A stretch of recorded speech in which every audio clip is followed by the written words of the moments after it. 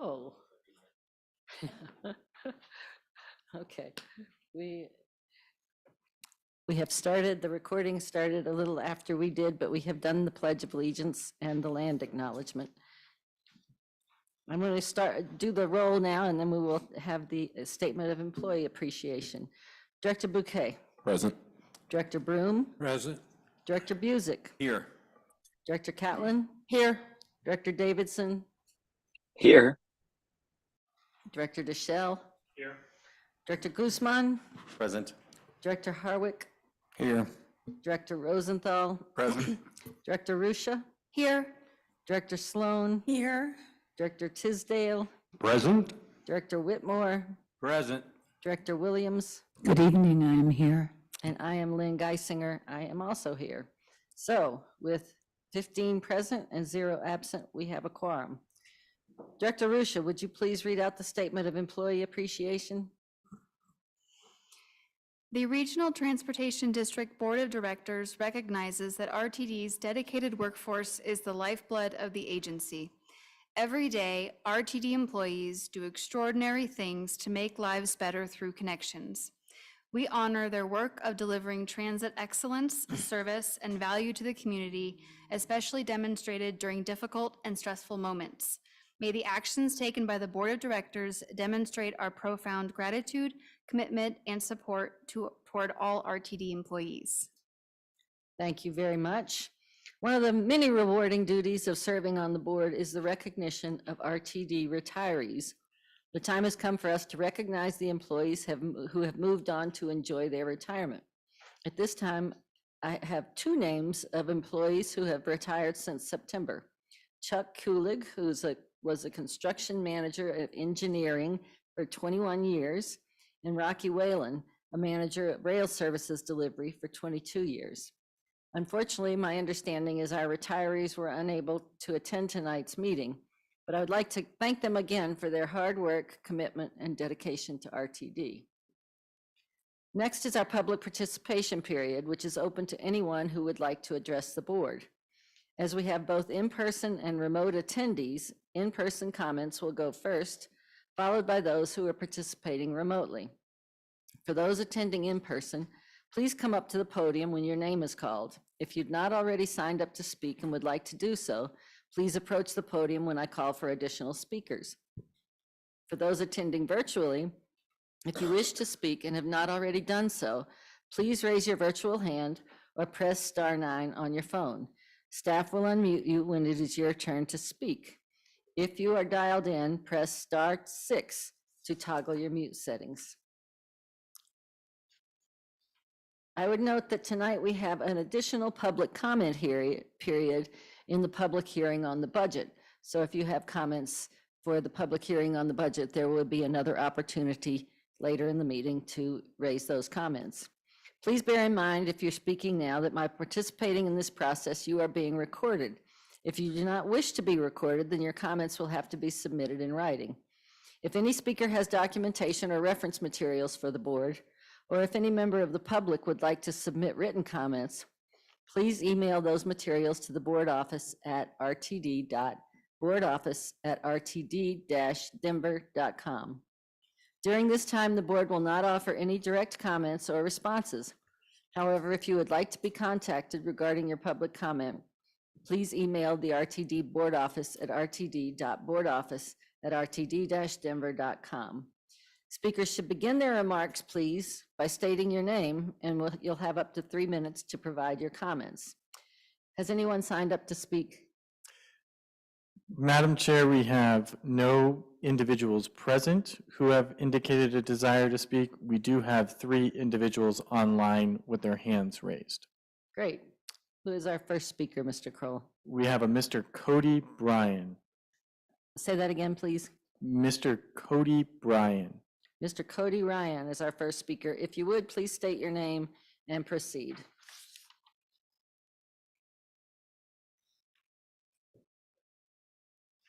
Mr. Bryan, you'll need to unmute yourself and then you can commence your comments. Good evening. My name is Cody Bryan, and thank you for this opportunity to speak. General Manager Deborah Johnson and the board talk of creating a welcoming transit environment. A lack of cleanliness, threatening behavior, and even open drug use are part of the unfortunate reality for riders of RTD in 2023. While RTD attempts to staff its internal security team to create a safer experience across the system, it appears the only area budgeted for outreach is a police presence. A police presence which, to my understanding, is incapable of making arrests and therefore limited in enforcing RTD's own code of conduct. Why hire officers if they're only going to be so limited in their function? Armed officers acting as the first line of engagement with transit riders also doesn't foster the most approachable or welcoming environment. Officers should not be the only approach that RTD takes, but rather part of the equation towards a multi-layered solution. Cities like Los Angeles and Seattle have experimented with ambassadors who can help passengers with wayfinding, ticketing questions, and act as a first level of response if issues do arise. Could RTD look into the possibility of a pilot program for using such ambassadors? With RTD's proof of payment system, ambassadors could help enforce fares to increase fare recovery rates and discourage riders from violating the code of conduct. In addition, as we've seen with Denver's STAR program and others like it around the country, having trained mental health and behavioral health professionals responding to specific incidents can be far more effective than simply dispatching a police presence. Has RTD considered hiring or partnering with other organizations to have mental health professionals be dispatched if a situation calls for it? I believe that in order for RTD to achieve a welcoming transit environment, it needs to have a multi-layered approach. One size does not fit all situations, and simply having armed officers to tackle all these issues will result in minimal progress for our city's transit. I encourage GM Johnson and the board to look beyond just hiring armed security to fix the problems riders and operators see every day on the buses, trains, and at the stations. Thank you for your time, and good night. Thank you, Mr. Bryan, and I appreciate your comments. And we typically don't respond, but I will say that RTD has been working in those directions and continues. So thank you. Who is our next speaker, Mr. Kroll? Yes, we have a Mr. Scott Ramming. Mr. Ramming, please state your name and you may go ahead. Okay. My name is Michael Scott Ranning, PhD, PE. For a disclaimer, just wanted to be clear that I'm not speaking on behalf of any former employer or other organization. All these opinions are my own personal. I'd like to comment on a variety of topics, and I begin that there are some resources that the USDOT and even a decade-old NCHRP report published that dealing with effective ways of engaging with the public and building relationships with the community. I encourage some of those techniques, such as early engagement, as with service planning, not waiting until the decisions have been made on proposals of which routes to eliminate or shorten or restructure, but beginning with the community, perhaps having an earlier meeting saying, these are the routes that we want to look at because they're underperforming. What are your concerns as a community? Also having opportunities where there can be a back and forth dialogue between members of the public and staff or board members is very helpful. Just wanted to remind you that your drivers and your riders are really your best resources for how the system is working at any given time, day to day. Please keep the GTFS RT updated and make substitute stops on detours, especially unplanned detours. There was one night a couple of weeks ago when the Xcel Energy had closed the intersection of 18th and Stout, which was where I wanted to transfer between routes 1 and 43. And we took a really circuitous path until I just finally said to the driver, please let me out here and I will just walk. And those are my notes. I'm surprised that there aren't, I know there are other members of the Greater Denver Transit Group who were gathering upstairs and are probably trying to filter through security. they have a lot of good ideas, are also frequent riders, and I recommend listening to them as well. So thank you for your time and attention. Thanks very much, Mr. Ramming. Mr. Kroll, our next speaker. Yes, we have a Mr. Paolo Solorzano. Welcome, Mr. Solorzano. If you could state your name, please, and then proceed.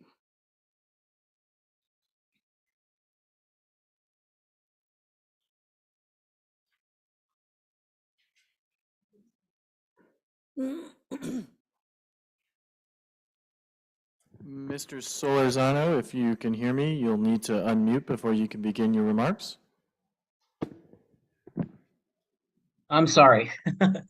Hi, this is Paulo Solorzano. I'm with the RTD Riders Alliance. We're a group of transit riders working on just, improving service and reliability and safety. But I'm calling specifically about the survey that was the September survey was done regarding the the experience that RTD riders have regarding service disruptions. As a group, myself and as a group, the transit riders in our group really disagree with what the results came out with the 22 percentage point increase for according to the survey, if RTD experiences a quote, if RTD experiences disruptions, I am adequately informed. That has not been the case. I'm not sure how RTD had gotten to that that figure. And the point I'm trying to make is that we can't have what happened over the last summer happen again when the construction starts again. So, sorry, I had some notes, but trying to pull it together here. So, yeah, I don't know, that has not been the experience. There's thousands of social media posts on your own on RTD's Facebook, Twitter. There's Reddit. Google has a lot of comments, thousands of comments of people who've given up over the last few months due to waiting or having to take a light rail for 2 hours, 3 hours, when it should have only taken half an hour or an hour. Again, there's a big disconnect between the survey and what happened. So what I want to say is, like, please, we can't. That cannot happen again when the coping panel happens. The project starts again, and again, this was during Free Fair, and so really quickly, this is the impact that might be having. So light rail boardings, according to RTD, were 20 million boardings last 2022. So I divided that number by 365. That equals 57,000 rail boardings a day. Let's just say 1,000 riders have been impacted by what's been happening. And let's just say that per day. And let's just say that, sorry. Let's just say that out of 10% of those people, that's 5,000 riders that are affected by this per day. And for Uber rides, let's say $30 per Uber ride, that's $150,000 of unplanned transit expenses for RTD riders. And then lastly, yeah, it's just we're missing our appointments, medical appointments, missed birthday parties, evictions are on the rise. People are paycheck to paycheck.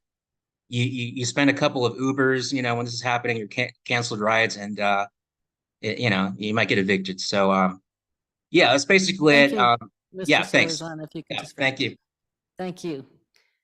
Okay, I do now have a list of 6 speakers, I think, from Greater Denver Transit.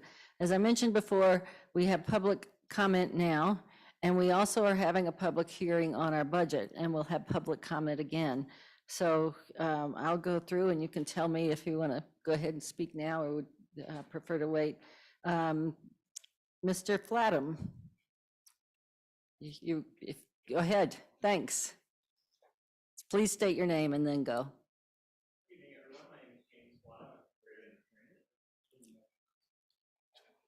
Beautiful.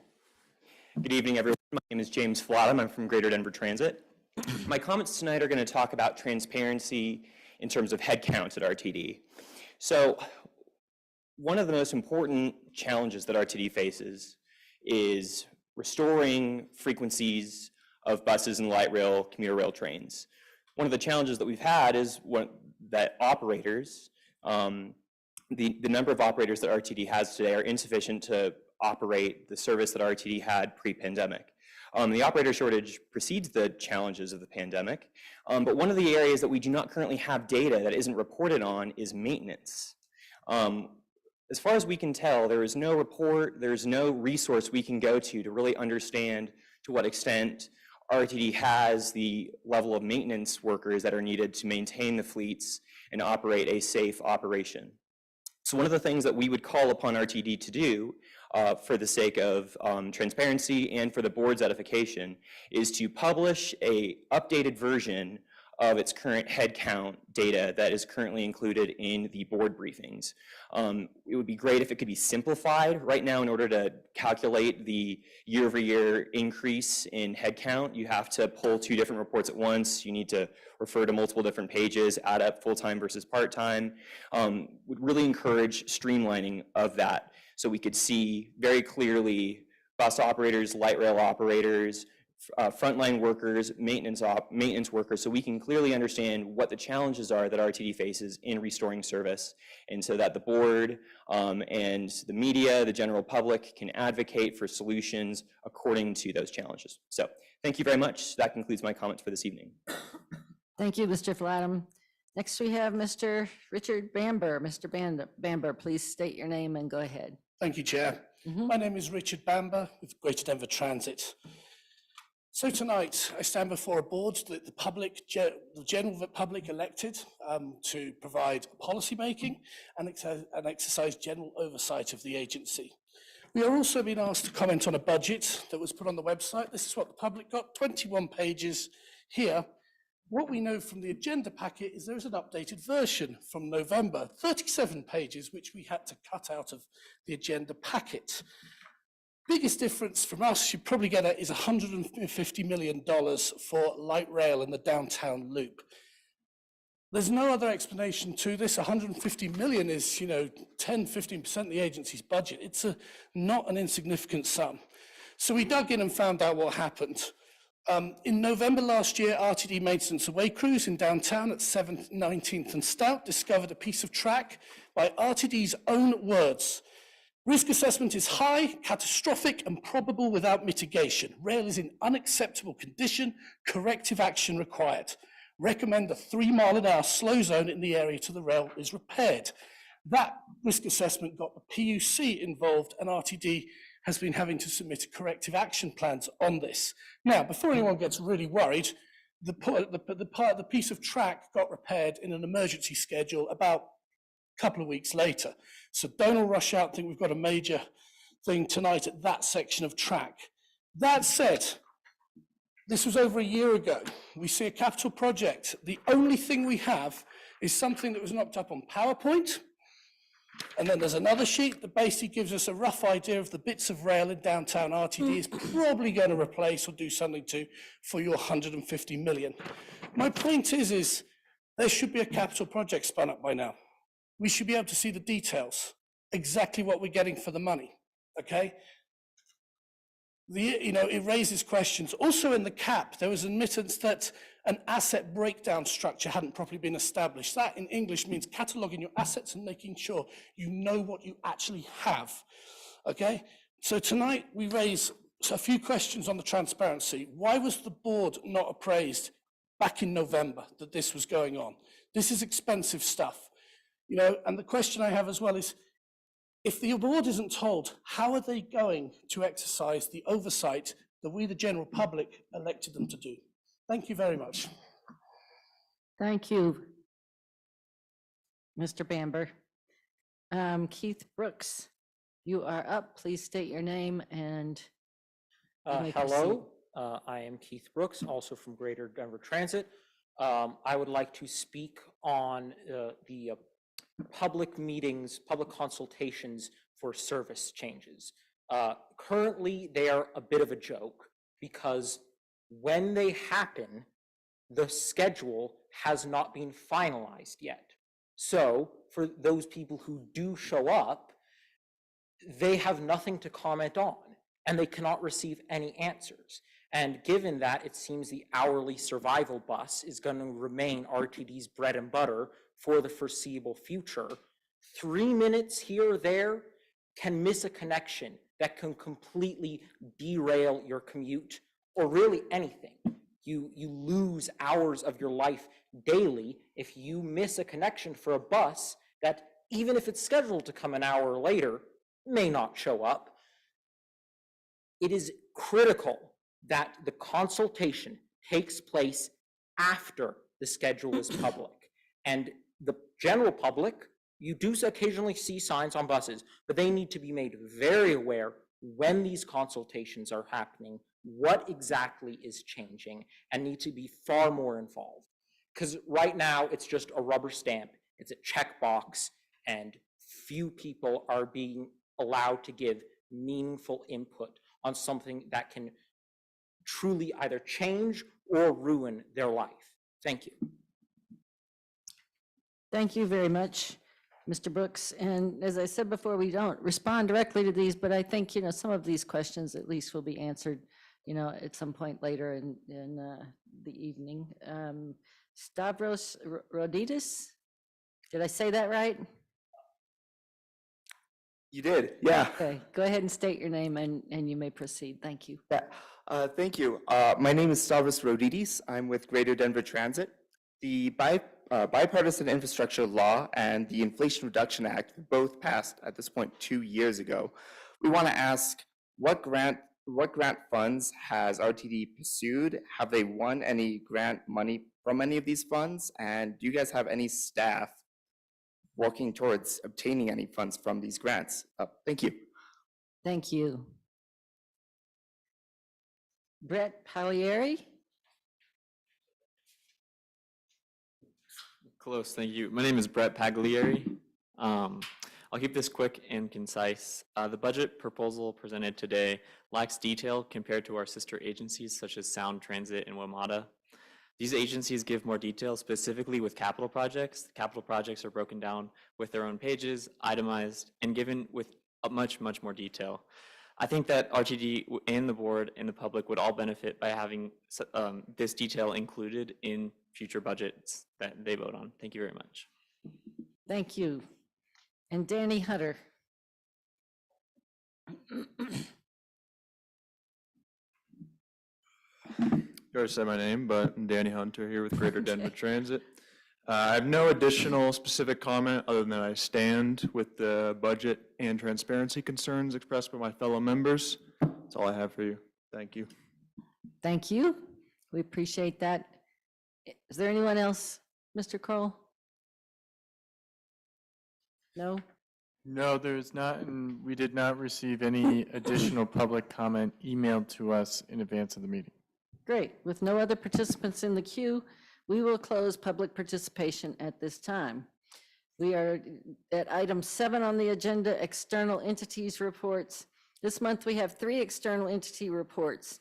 The first report we have is from the Accessoride Paratransit Advisory Committee, or APAC. Ms. Julie Jennings, please start when you are ready. Thank you. I'm Julie Jennings, and I have a brief summary of the APAC November 14th meeting. Updates of QRide software implementation, the route match replacement. RTD launched their new paratransit scheduling software QRide on September 23rd and switched back to route match on October 7th. There were significant on-time performance issues. The plan going forward is RTD will test the improved QRide during the weekends and develop an interface between route match and QRide to easily pass data back and forth. This will allow RTD to launch QRide on Friday night, test on Saturday, and switch back to route match for the week. Working on a Saturday and being able to swap back and forth will decrease customer impacts during testing. Suggestions to improve Access-a-Ride. In September, APAC members provided suggestions for Access-a-Ride improvements, and during the next year, APAC agendas will include those items for further discussion. During the November meeting, the following areas of improvement were discussed. Access on demand waive wheelchair accessible vehicle drivers are not always correctly identified on the app, so that the name on the app is not necessarily the driver that shows up. This was an initial challenge when initiating new drivers to access on demand vendors, and it has been resolved. Now, wave drivers are properly uploaded by access on demand providers and should no longer be an issue. An APAC member corroborated that it hasn't been an issue for months, several months, few months. Understanding what occurs when a pickup is late. An Access-a-Ride call center staff member provided us with background on dispatch and the process for when a trip is late. Some capacity background. 10,400 Access-a-Ride trips are scheduled in a week. Peak days are Tuesday, Wednesday, and Thursday, 7 to 9 a.m. and 2 to 4 p.m.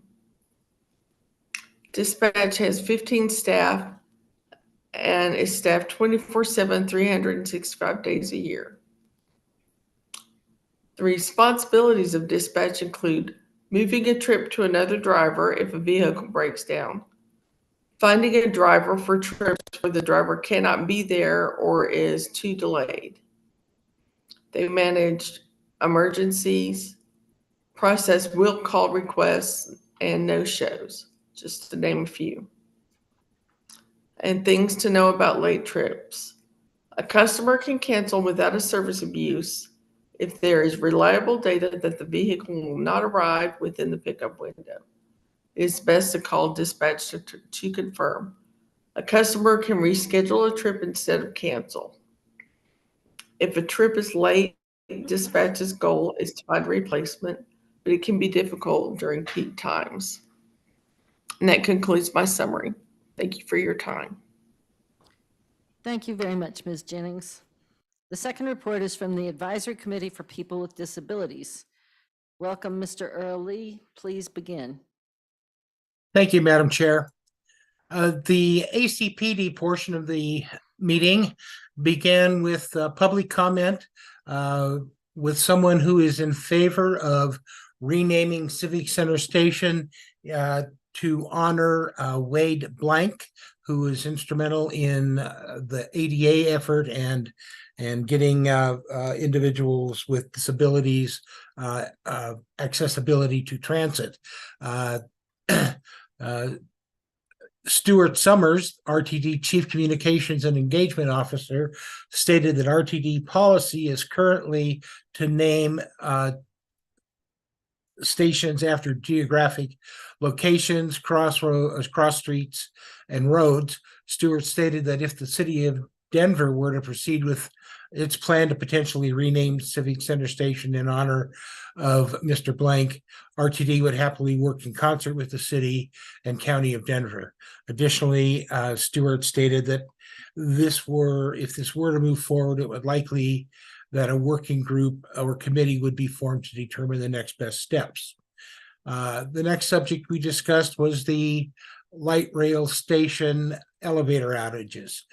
Dave Jensen, the Assistant General Manager of Rail Operations, spoke to efforts underway to attempt to minimize the elevator downtime and ensure access.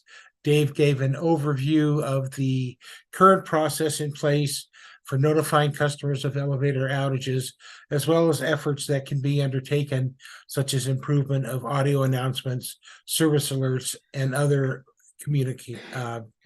methods to communicate elevator outages. RTD customer safety. Earl Lee, the chair of the ACPD, brought the issue of RTD customer safety at transit stops on board vehicles to the forefront. He has heard from potential riders of fear for their personal safety, also inaccessibility to ride RTD services, either due to timing with 1 hour service delays or simply no service in their areas. It was decided to postpone any further discussion, since there was no one at this meeting that could represent the RTD Transit Police. There was another discussion that was brought up that Paul Hamilton, the Director of Paratransit Services, was able to discuss access-a-ride vehicles in support of access on demand. There have been some issues or questions whether the access on demand vehicles are part of the access-a-ride services, and if that has any effect on people who are waiting for an access-a-ride, if services are being pulled, if sources are being pulled to fill these access on demand services, and we were told that that is not the case. Finally, Gabe Christie announced that we have lost 2 members of the committee and that we have gained one new member. We anticipate having 2 more in the month of December. And at that point, we adjourn the meeting, and my report is over. Thank you for your time. Thank you very much, Mr. Lee. Our final report is from the Citizens Advisory Committee, and I believe this is your last report, Matt Applebaum, and I think I speak for the whole board and staff in saying thanks for your service. Are you going off the committee or just not co-chairing? Yeah, I think you're muted. I mute myself. No, as far as I know, I still have another 1.5 years left on the committee, which I'm actually excited about, but thanks for those kind words. Thank you. Anyway, this is our report on our meeting of November 9th, a couple of weeks ago. We had almost everybody on the committee attend. It was a virtual meeting. We did a few things. The main item on the agenda was a financial overview. We're trying to get everybody on the committee up to speed on RTD's finances. So we had a relatively short presentation by Doug and Brendan of your team, and then a really good discussion, lots of questions about finances. We expect that we will hold additional meetings next year on the broad topic of finance for RTD, given that, of course, it's a topic the board is working on quite a bit, and we assume it will eventually or potentially lead to some sort of ballot issue. And I'll speak more about that in a moment. The second item on our agenda was a legislative update presented by Michael Davies. Again, we had a good conversation, talked about Zero Fare for Better Air program, and we talked about the Zero Fare for Youth. And in fact, we know that letters of support for the Zero Fare for Youth have been sent in, and the CAC does expect that we will also try to create a letter of support when we meet next time. Michael also talked to us a little bit about concerns about operator safety and current state law, and that's definitely an issue that I think the CAC would like to engage in as well, and perhaps send in some sort of appropriate letter. And we noted, as we have several times, that members of the CAC would be quite happy supporting you on the board and RTD in general as we can at the state legislature.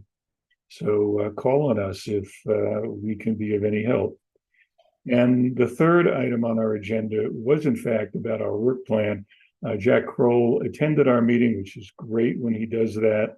And he has been talking about the need to create a work plan for the CAC, something we really haven't had in the past. And one of those items that almost certainly will be on a work plan is, of course, around finances and revenue diversification, which is why we started with a conversation about finances and expect to have more conversations later. Again, I think the CAC can be helpful in this by making suggestions and recommendations to the board over the next year.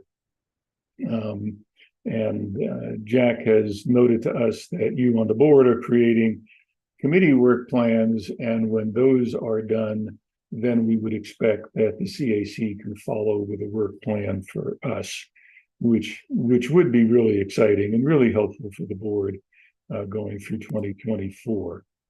And finally, as you have noted, this is my last go around as a co-chair of the CAC. We rotate those around as we should. I've probably served a little longer than I should have due to various things going on at the CAC. But I am delighted to note that Bryn Grunwald of the CAC has stepped up to be the new co-chair, and she will serve along with the continuing co-chair, John Fusa, and I think they're going to be great for 2024. I think the CAC, with them leading us and also with Jack on board and having a work plan, I think we will be able to be a lot more focused and get a lot more work done, and I hope be a lot more assistance to the board. We, like you, do not have a meeting in December, but we'll be back with our meeting in January. Thank you. Thank you, Mr. Applebaum, and again, thanks for all your help. I think the work you're doing, working on the finances and the potential finances is really helpful, and we look forward to working with you on that. Yeah, and we look forward to working with all of you. Thanks so much. Have a great holiday season. Great. Sorry. All right. Our first report, committee report, is the Audit Committee. Committee Chair Deschel, do you have a report? I do. Thank you, Madam Chair. My name is Bobby Deschel. I chair the Audit Committee. The Internal Audit Committee met on October the 25th. There were some exciting things for Greater Denver Transit and Audit. On October 25th, 2023, we had a report issued which expressly reviewed 3 internal audit reports. Just to take a step back, as early as 2021, the audit function used to report directly to the CEO, and this board took the time to review internal audit best practices as well as evaluate where audit should report to. Rechartered the Internal Audit Committee in 2022. The Audit Committee and this board retained Ruben Brown to serve as the Chief Audit Executive to report directly to the board, and we authorized our first scope of audit work for internal audit. On November 6th, we met, and this is the first year that the new Internal Audit Committee has been able to do its work. We want to thank staff and management for their cooperation for viewing audit as a tool to improve. The first 3 reports were based on Oracle Information Technology General Controls Review, the Procurement Audit, and the Employee Training Review. The next 3 items that will be audited are the District Fleet Revenue Vehicles Review, District Fleet Non-Revenue Vehicles Review, and the Public Safety and Security Review. I'll briefly review the 3 audits and internal audit reports that we received, as is best practice for the entire board to be briefed on what occurred during audit. I do want to note that terms like unsatisfactory, satisfactory, or needs improvement, or high risk, moderate risk, or low, or process improvement are terms of art, and those definitions are in the appendices to the internal audit report, and would highly encourage everyone to review those and not necessarily take them as either my own or the board's own or the audit executive's own subjective definition. These are defined terms. On the ITGC, it received a rating of unsatisfactory with 5 observations high and 6 observations moderate. For procurement, it received a rating of satisfactory with 6 in low or process improvement. I believe that is 1 in, can't read my own handwriting. And for training, this received a rating of needs improvement with 1 high, 9 moderate, 1 process improvement based. The audit committee will next meet on December 20th at 2 p.m. And after that, we will meet in February of 2024. That concludes, for those who are interested in the rest of the 2024 audit plan, I would encourage you to review packet page 24 from the audit committee. Thank you. Thank you, Director Deschelle. Committee Chair Tisdale for the Finance and Planning Committee, do you have a report? Thank you very much, Madam Chair. The Finance, and Planning Committee met as reflected in the minutes, and the principal conclusion of that work was the presentation of the 2024 budget, which we will be discussing shortly following our public hearing on same. Thank you. And the committee will not be meeting in December. Thank you. Operations and Safety Committee, Committee Chair Williams. Thank you, Madam Chair. My name is Kate Williams, and I have had the pleasure to be chairing this committee for the last year. We met on November 15th. We didn't have any external reports. We had 2 actions, both of which we moved forward to this meeting. The first one was the paratransit vehicle procurement, and the second one was the service changes for January of 2024. We also had a really great human services update from our Chief People Officer, Ms. Polegi. And I enjoyed that enough that we asked we asked that it be shared with all of the board members who were not necessarily in attendance that night. So I would like to thank her again for that work. And we again will not meet in December. The next meeting of that committee will be in January of 2024. Thank you, Madam Chair. Thank you. The Performance Committee report, Committee Chair Davidson. Thank you, Madam Chair. The Performance Committee met on November 13th, 2023, and we convened an executive session in consideration of personnel matters regarding the General Manager and CEO's performance self-appraisal, comments from the board directors regarding her performance, and to discuss the General Manager and CEO's proposed 2024 performance goals. The majority of the board wasn't in attendance, and I just would like to thank the board and our General Manager and CEO for engaging that evening in that discussion. Directors have subsequently submitted their General Manager and CEO performance evaluation forms following this meeting, and the Performance Committee will meet again on December 4th at 8:30 a.m. to discuss and approve the General Manager and CEO's performance appraisal and to consider at least one potential amendment to the General Manager and CEO's employment agreement. Later on that same day, on Monday, December 4th at 5:30 p.m., there will be a special board meeting for the entire board to convene to consider and approve any recommended actions resulting from the Performance Committee meeting that morning.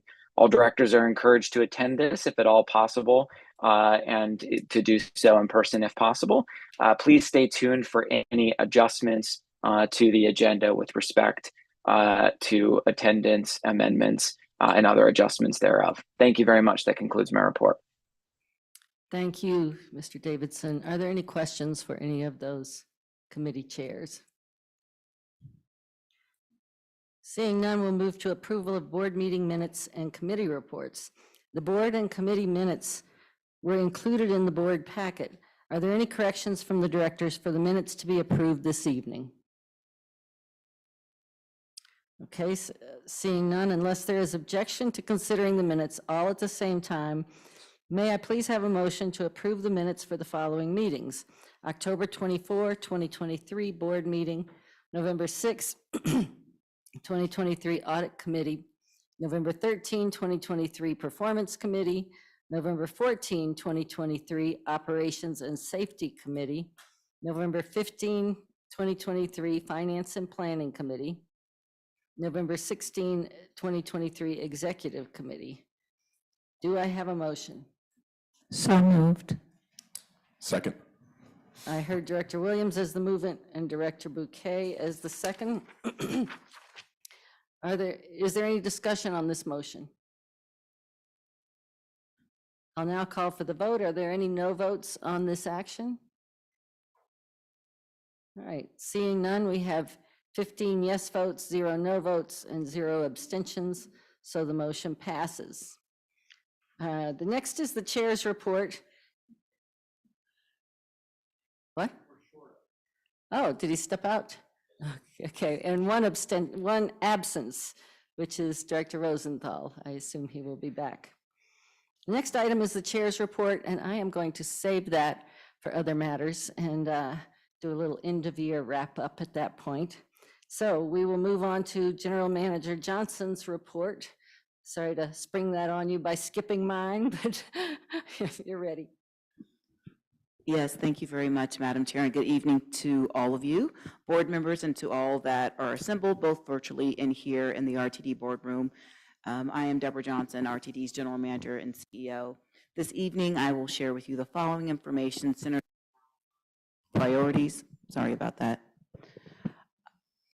Regarding community value, I will share an overview of meetings and events in which I've engaged or soon will engage, including a discussion panel convened by the local office of global consulting firm Slalom, a meeting convened by Governor Polis to discuss the future of transit and rail in the state of Colorado, a meeting with representatives for the Alliance for Transportation Transformation, including individuals from the Colorado Public Interest Research Group, as well as Denver Streets Partnership, a number of WTS, being Women's Transportation Seminar International meetings and events that took place this month, and the Front Range Passenger Rail Board of Directors Annual Retreat. I will also give a brief status update regarding the facilities and fleet transition planning effort currently underway.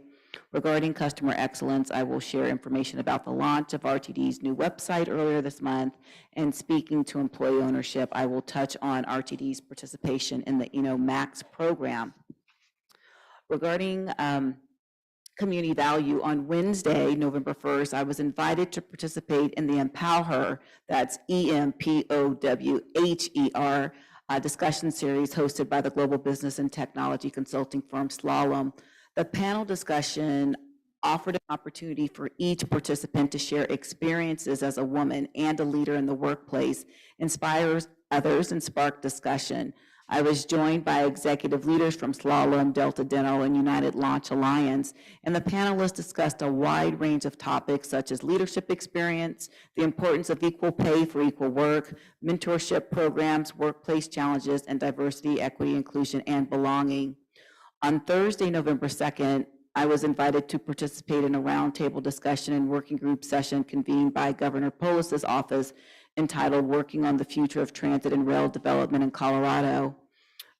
Members of the governor's administration, Chair Geisinger, Director Davidson, state legislators, representatives from the Colorado Department of Transportation, the Front Range Passenger Rail District, amongst others, participated in this facilitated discussion regarding options for future development of rail corridors to serve the transit needs of Coloradans for decades to come. On November 10th, on Friday, I, along with Chief People Officer Charlene Pileggi, Manager of Talent Acquisition Don Ronyak, met with Danny Katz and Molly McKinley, representing CoPERG and Denver Streets Partnership, respectively, to engage in a discussion and share information regarding the agency's recruitment and retention efforts. November proved to be a busy month for WTS International. WTS, an organization with which I've engaged for the majority of my career in the transit space, is dedicated to creating a more diverse, inclusive, and equitable transportation industry through the global advancement of women. And I also serve on the international board. On Tuesday, November 7th, I participated in a meeting of the steering committee focused on matters of diversity, equity, inclusion, and belonging. On Thursday, November 9th, I participated in the WTS International Governance meeting. And finally, during the week beginning Monday, November 13th, the WTS Chapter Leadership Development Seminar was held in Southern California, though I participated remotely in several sessions. This is an annual program focusing on developing chapter-level volunteer talent. WTS chapter participants do deep dives into WTS organizational processes, creating local and grassroots goals for the support of the mission and vision of the association, building personal relationships with fellow leaders from across North America, and strengthening the skills necessary to manage with confidence, purpose, and integrity. Later this week, on Thursday, November 30th and December 1st, I will be participating in the Front Range Passenger Rail Board of Directors annual retreat, which will be held right here at the Oxford Hotel. As a gentle reminder, I serve on that board as an ex officio member representing the Regional Transportation District. As was shared with the board recently via the monthly board briefing documents for November 2023 and can be found on page 82, staff continues to engage with consulting firm WSP regarding the development of a holistic low and no emission facilities and fleet transition plan. Work got underway in September following the execution of the contract on August 24th, 2023. On October 17th, a cross-functional working group comprised of employees representing numerous disciplines as well as consultants was convened to provide technical support and expertise to the project, along with the steering team formed to guide the project. The consultants have presented a draft project management plan that was presented to staff that outlines several core deliverables. The plan is currently under review. The project team has commenced work regarding fleet modeling, which will provide an overall picture of considerations that will need to be taken into account with respect to different fleet technologies. This effort will also inform facility and utility needs. The model considers different scenarios and factors, including local climate and weather patterns, RTD-specific service and scheduling needs and requirements, advertise and expected battery life, for the option of battery electric buses, among other elements. Additional updates will be shared with the board as this work progresses. I do want to share publicly that the date in the fleet transition plan will be December 15th, 2024. Regarding customer excellence, completing a months, plural, long redesign project that began earlier this year, RTD launched a new website that features improved navigation features, enhanced online accessibility, and updates to existing content.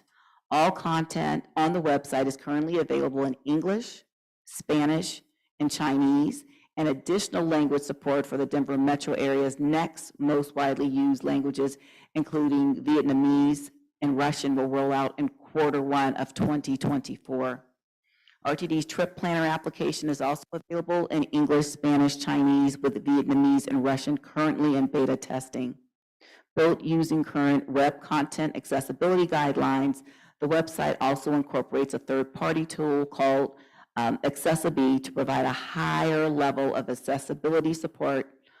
For example, Accessibility allows users to optimize content for screen readers, magnify and scale text, and remove flashing images for individuals with certain photosensitivities, among dozens of other related features. The new website also includes updated photography, refreshed content, and better adaptability for mobile devices, which account for approximately 80% of RTD's overall web traffic. The redesign was informed by feedback from members of this board of directors, employees, the Citizens Advisory Committee, the Advisory Committee for People with Disabilities, customers, stakeholders, and community members. And I do want to note that as we go through this process, we're still accepting feedback because we're bound to find something additional as we go forward. So I just want to ensure that everybody is cognizant of that. Speaking now to employee ownership, on Thursday, October 26th, I traveled to Dallas, Texas to support the 2023 graduating class of the ENOMAX program. Also to engage with participants and share my thoughts and insights as to the value of professional development and careers in the public transit space. The program, led by the ENO Center for Transportation, groups high potential and high performing transit agency employees from all organizational disciplines, including operations, finance, planning, administration, engineering, and more, many of whom have participated in internal management development and training programs. The participating agencies include RTD, LA Metro, which is the Los Angeles County Metropolitan Transportation Authority, Dallas Area Rapid Transit Authority, more commonly known as DART, the Metropolitan Atlanta Rapid Transit Authority, or MARTA, Valley Metro in Phoenix, Sound Transit in Seattle, and then the Washington Metropolitan Area Transit Authority, or WMATA, the Charlotte Area Transit System, also known as CATS, and Pittsburgh Regional Transit, or PRT, were amongst those participants. This year, RTD was paired with participants from PRT, WMATA, and DART, and the cohort visited each of these 4 agencies to engage with peers, learn how things are done in those respective transit agencies representing other areas of the country, practices, and develop strategies to enhance their own agencies. I extend my congratulations to 2023 RTD ENOMAX graduates. As this is the last regularly scheduled board meeting of 2023, this time of year lends itself to reflect upon the successes, opportunities, and challenges of the past 11 months. At RTD, the public service we collectively provide makes a meaningful difference in the lives of our customers and the communities we serve. I extend my thanks to all agency employees for the monumental accomplishments over the course of the year, and to the board for its support and partnership and leadership. And with that, Madam Chair, I conclude my report and welcome questions, should there be any. Thank you very kindly for the opportunity to share that information with all of you. Thank you very much, Ms. Johnson. Are there any questions or comments? Okay, seeing none, it's time for the public hearing for the 2024 proposed budget. Ladies and gentlemen, the chair hereby calls to order the public hearing on the RTD proposed budget for the year 2024. In accordance with both RTD's requirements and local government statutes, notice of the public hearing was duly posted in the office of the executive manager to the board of directors. The notice was published in 2 major daily newspapers of the district prior to this meeting and on the RTD website. This public hearing will be conducted under the process that the board uses for its regular public comments section. The chair would like to point out that the testimony will be limited to the subject of this public hearing, and presentations of testimony should be no longer than 3 minutes. Written testimony should be emailed to the board office at rtd.boardoffice@rtd-denver.com for distribution to the board. The 2024 proposed budget was included in the electronic packet for the board and public to review. Speakers, please begin your remarks by stating your names, and you will have up to 3 minutes to provide comments. Is anybody raised their hand to speak? Oh, I see some hands going up now. Do you have anyone? We have the list here from GDT. Yeah, we don't have any online, but apparently we have some folks here. I can run and grab their information while the first speaker goes. I think I have the information here. I'll start at the beginning because I'm not sure which of you are speaking. Mr. Flatham, are you speaking? Yes, please. Okay.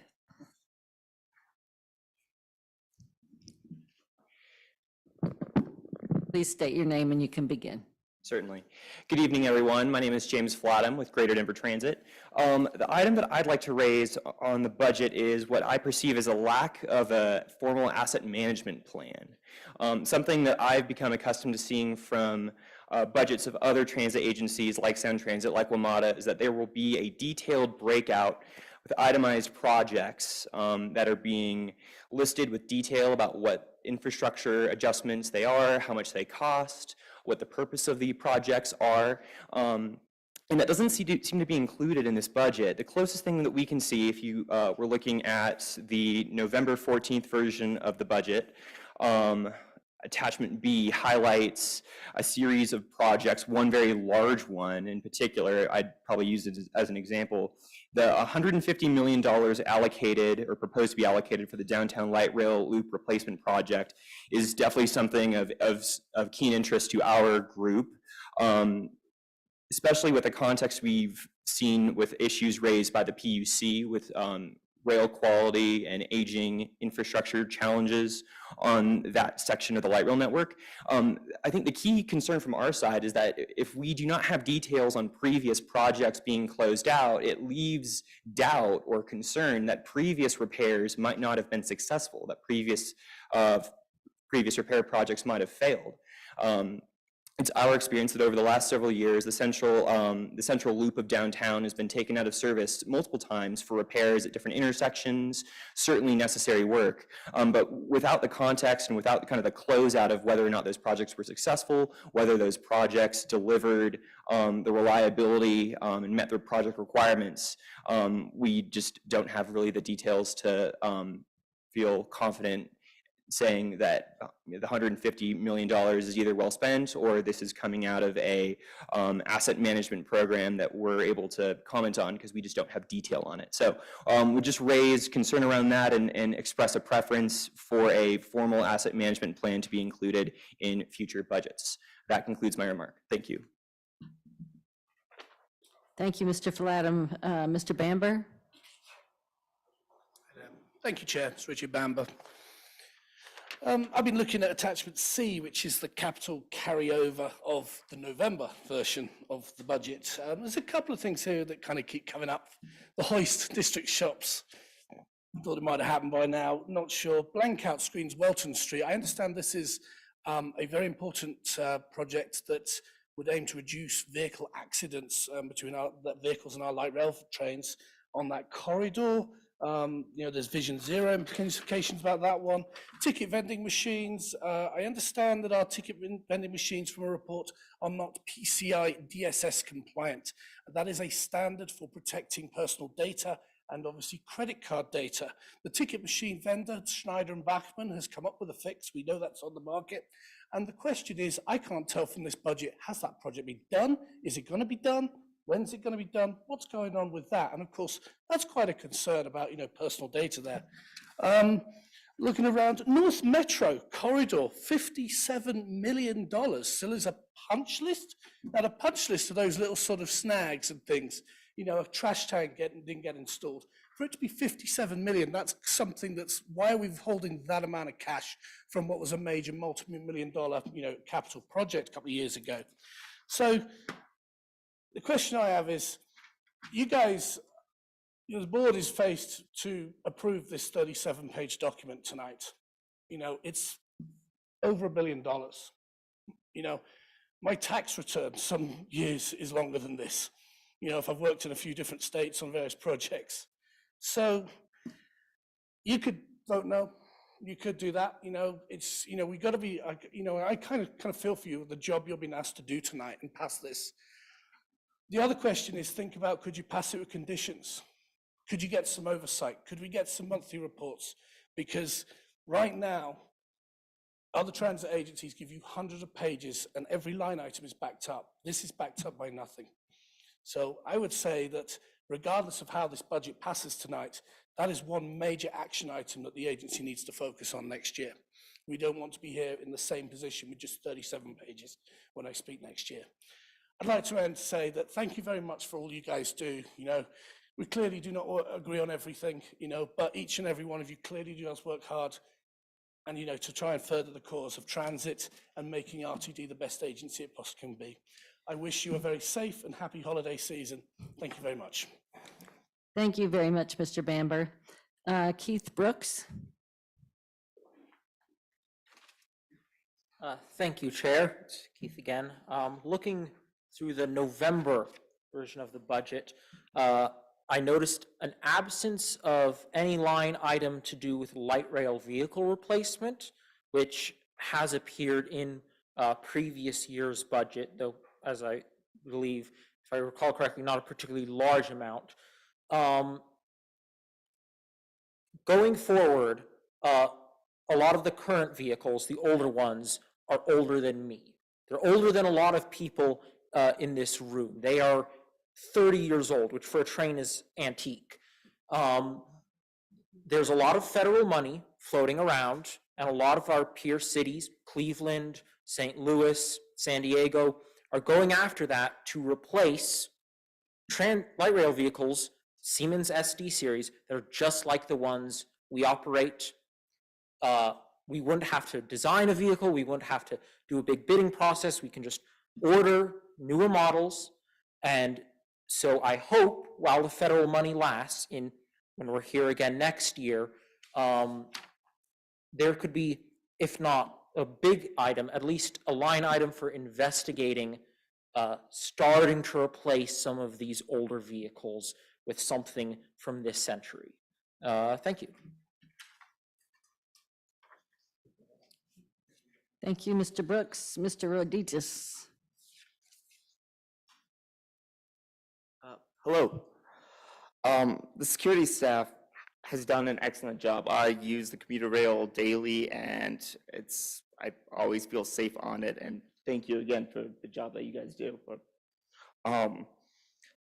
However, they're oftentimes put in a position where they do not have the right tools for a given interaction. As an agency, we need a multi-layered approach.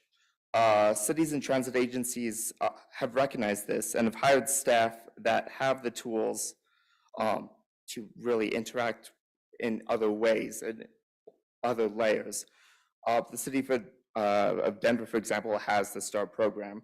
We're looking at the budget, and it seems like there's only one line item for one layered approach, and we kind of want to ask, has RTD looked into other things? Thank you and happy holidays. Thank you, and happy holidays to you as well. Mr. Pagliari? No? Great. And Mr. Hunter? Okay. Good. We will, with anybody else in the queue or online, Mr. Kroll? No. With no other participants in the queue, we will close the public hearing for the 2024 proposed budget and move to the approval of the 2024 budget and questions and discussion with the board. So the item is approval of the 2024 budget for the board of directors to adopt the resolution number, I don't have a number here, series of 2023 for the adoption of the 2024 budget. Should I have a resolution number, Mr. Kroll? No, okay, resolution number blank, series of 2023 for the 2024 budget appropriation, and resolution number blank, series of 2023 for the appropriation of 2024 previously appropriated capital. Do we have a motion to approve So the moved. 2024 budget? I hear Director Tisdale Second. as the movement and Director Williams as the second. Given the importance of the budget to RTD and the board's obligations, staff is prepared tonight to answer questions directors may have. As such, I would now like to encourage my colleagues to raise any outstanding questions they may have before a vote is held on the 2024 budget. I would also note that staff has tried to meet the board's needs for discussion of these items along the way. There have been a lot of questions. There were a number of questions at the Finance and Planning Committee, a number of questions that have been answered. Our CFO, Mr. McLeod, made himself available to board members to meet. All of that to say, there's been a lot of these questions that have come up. I think some of these questions will come up again, and I encourage the board to raise questions tonight. I think it's good for our constituents and our guests and everyone and all of us to hear the answers. Director Rusha, you are on. Thank you, Madam Chair. This is Director Rusha. I apologize if I'm out of order, so I might need the assistance of a parliamentarian. But I wanted to ask if we could divide the question. It looks like we have 3 resolutions before us that will be passed together. Okay, what's your request? Is you want to divide the 3 to be voted on separately? Yes, and I will just disclose, I don't have a motion that I'm considering at this moment, but given the task before us and the comments we just heard, I would just like us to consider, well, I would ask that we divide the question. Okay, so you're making a motion to divide the question? Yes, ma'am. Is there a second? I'm sorry? Pardon me, I'm a little rusty on my Roberts rules. I don't know if that's debatable. Perhaps Mr. Kroll. Looks like we're getting a ruling here, Ms. Snyder and Mr. Kroller. Although I wouldn't mind if we voted on it. Okay. I just think if a member asks, then we divide. Okay. I don't believe we have a second, Madam. Not yet. We're waiting to see if it needs a second and all of that.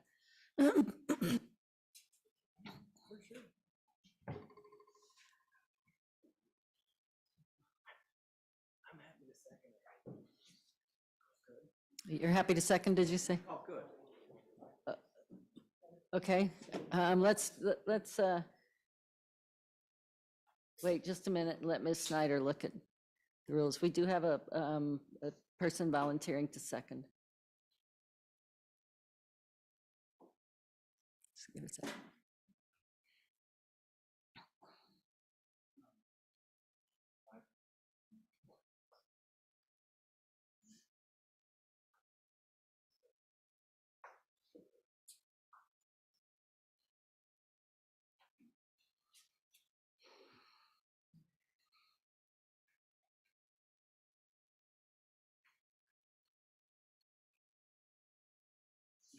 It would require a second. Okay. Do we have a second? Second. Okay, I hear the movement as Director Rusha, the second as Director Harwick on a motion to divide the question into 3 questions. So, point of order on this, this is now not debatable or amendable. So you got to basically just vote right now if you want to divide these into 3 or leave them intact as 1. And should our movement or second be able to explain why? No. Okay. Do we, all right, we have okay. We have a motion to divide this question into 3. All in favor? Do you want to do roll call? No. I'm sorry? You want a roll call vote? Okay, roll call vote. Let me get back to my roll. Director Bouquet, Yes. Director Broom, No. Director Busick, No. Director Catlin? No. Director Davidson, No. Director DeShell, Yes. Director Guzman, Yes. Director Harwick, Yes. Director Rosenthal, No. Director Rusha, Yes. Director Sloan, No. Director Tisdale, No. Director Whitmore, No. Director Williams, No. and I am a yes, but there are 1, 2, 3, 4, 5, 6 yes votes, 1, 2, 3, 4, 5, 6, 7, 8, 9 no votes. The motion fails. Thank you. We will move on and let me get back to where we are. I believe we have a motion and a second to adopt the budget with Director Tisdale and Director Williams. So we will move on to discussion. Director Rosenthal. I'm sorry?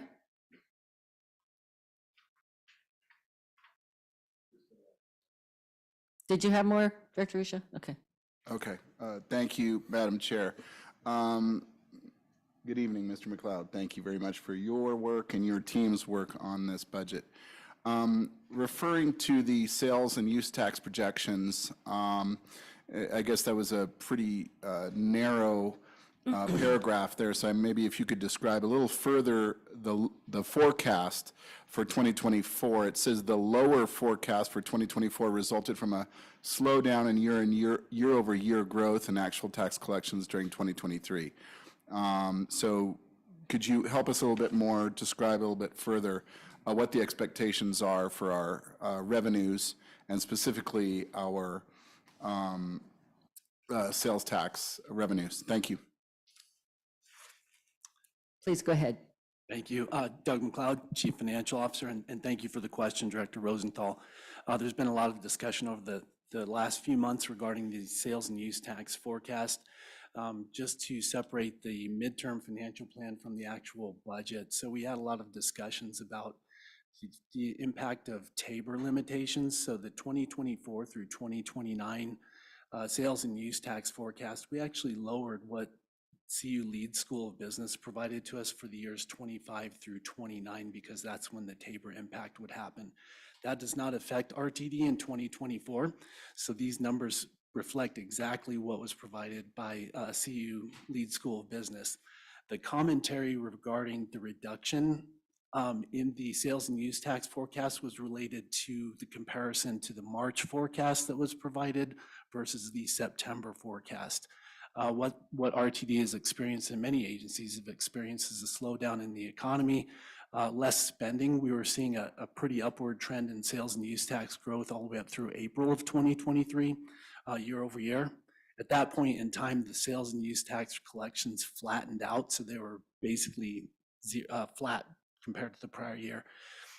Using that information, CU Leads is provided the monthly actual results, and they take that into account in providing their most recent sales and use tax forecast. So the September, which they provided in August sales and use tax forecast was slightly lower in 2020 for the 2024 projection than what was projected in March of 2023. Go ahead. Thank you, Madam Chair. Thank you, Mr. McLeod, for that. And how is inflation impacting our expenses, particularly on some of the bigger ticket items, things like steel and such for the rails? Thank you for the question. So inflation has been a problem. Also, supply chain constraints have been a problem throughout the industry, as well as all businesses have been facing the same constraints. Regarding inflation specifically, RTD is fortunate that we've entered many of our contracts, larger business agreements, contracts for contracted services. As you may know, we outsource or have third parties provide over 50% of our actual services. So those are our contracted services. We have contracts that establish the pricing for those. So we are locked in. So we do have some mitigation to some of those impacts. However, we have seen across the board parts in particular have been not only increasing in costs significantly along with inflation, but there's also supply chain constraints. So I'm not an expert in the procurement parts buying business, but I know that we've had some challenges there, but we are not in a position where we are constrained that it would affect operations. And final question, thank you. So in terms of capital improvements, could you describe that line item a little bit more in terms of what the agency will be spending on, infrastructure improvements over the next year? And particularly, we heard a bit about the $150 million that will be spent on that effort as well. Sure, thank you. So within the package, there is an attachment B and an attachment C. The distinguishment between those two attachments is attachment B is new capital requests. So these are capital requests for expenditures for capital items that were not previously requested for appropriation. That differs from attachment C, which is capital carry forward. Each of those items on attachment C were previously approved for appropriation. Those projects have either not been completed or not started, and the request for that portion of the capital carry forward is to appropriate that unspent funding again for the upcoming fiscal year. Regarding the contents of each of those schedules, let me start with, in Colorado, the requirement is in order to begin a project, the funding has to be appropriated first. So regarding the $150 million downtown rail project, since what we're asking here is for the appropriation just of the funding, not the project itself, the details of the project, that funding has to be appropriated in order for RTD, it's basically set aside, distinguished from the rest of the funding by the board to be used only on that project before RTD can go through the procurement process. So that project is a large project, and I'd like to ask General Manager Johnson to add to those comments. Thank you very much, Mr. McLeod, and thank you, Director Rosenthal, for the question. As Mr. McLeod indicated, we are seeking an appropriation. We are in the process currently, when I use the pronoun we, collectively staff, to determine the path forward relative to a rail replacement project. And so at this juncture, we have yet to know the cost because we're working that through. As the board is aware, but maybe the public is not, when we bring that project forward, we have to seek authority for the board. We are going to actively compete relative to finding a consultant to conduct that work. And so that will come back before this body when we have specific information. So I wanted to qualify that intentionally as we go forward. Sure, there has been some repairs done along our network. The intent we are trying, that doesn't make sense what I'm saying. Our intent is to develop a comprehensive program as we go forward, so we're not doing one-offs and piecemeal type of projects. We have been in a place in which we have done that, so we're trying to formalize a plan. And in doing so, we'll have a comprehensive approach going forward. And we would come back and apprise accordingly what that cost is. And it would be up to the board at that time to grant us authorization or not to proceed with said project. And we are meeting on a recurring basis with procurement, with our engineering teams, with council and things of the like, because to the question you raised, and I may be speaking a little out of school here, but recognizing that I've been privy to conversations with colleagues around the country, because during the course of comments, we've heard about different agencies, be it WMATA, be it LA Metro, be it a myriad of these. We have to take into consideration where we are and what we're doing with our state of good repair. We do have an asset management plan. I have shared on several occasions, we do need to do a better job of linking our asset management plan in alignment with our budget, and that's what we're working towards. And then more specifically, as I talk about other transit agencies, there are costs that have increased due to the fact of having availability to steel. In reference to people doing the work, my colleague that runs Sound Transit actually shared with me they're having difficulty finding people to pour cement. So they actually have gone to bakeries, third parties to look for people. It's on, but when you pour a battery, you have to ensure it's done in a similar to concrete, because it's very difficult to find the talent to do so. So just adding that in the course of a conversation I had at the Rail CEO committee. Thank you.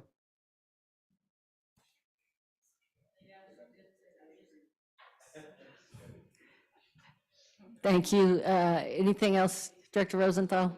Okay, I see Director Davidson, but, oh, did you go away? Director DeShell, you're up next. You're just taking, okay. Thank you, Madam Chair. Appreciate it. I want to provide some commentary because there was a number of sort of questions and responses that occurred via email, and I think, none of this is really new from most of us, and certainly from me, from Finance and Planning Committee.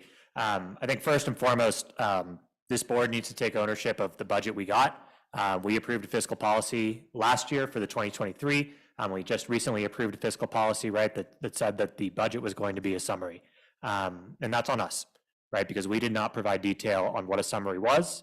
We did not provide detail on what a summary meant, and that led to a massive crunch for staff. And I think from my perspective, the agency wouldn't be in the position it's in. We wouldn't be seeing the changes we've been seeing over the past couple of years if there wasn't backup data to each of these different items. That said, we're talking about 800 million-ish in OpEx. We're talking about an overall appropriation of about $2 billion when you include the carry forwards.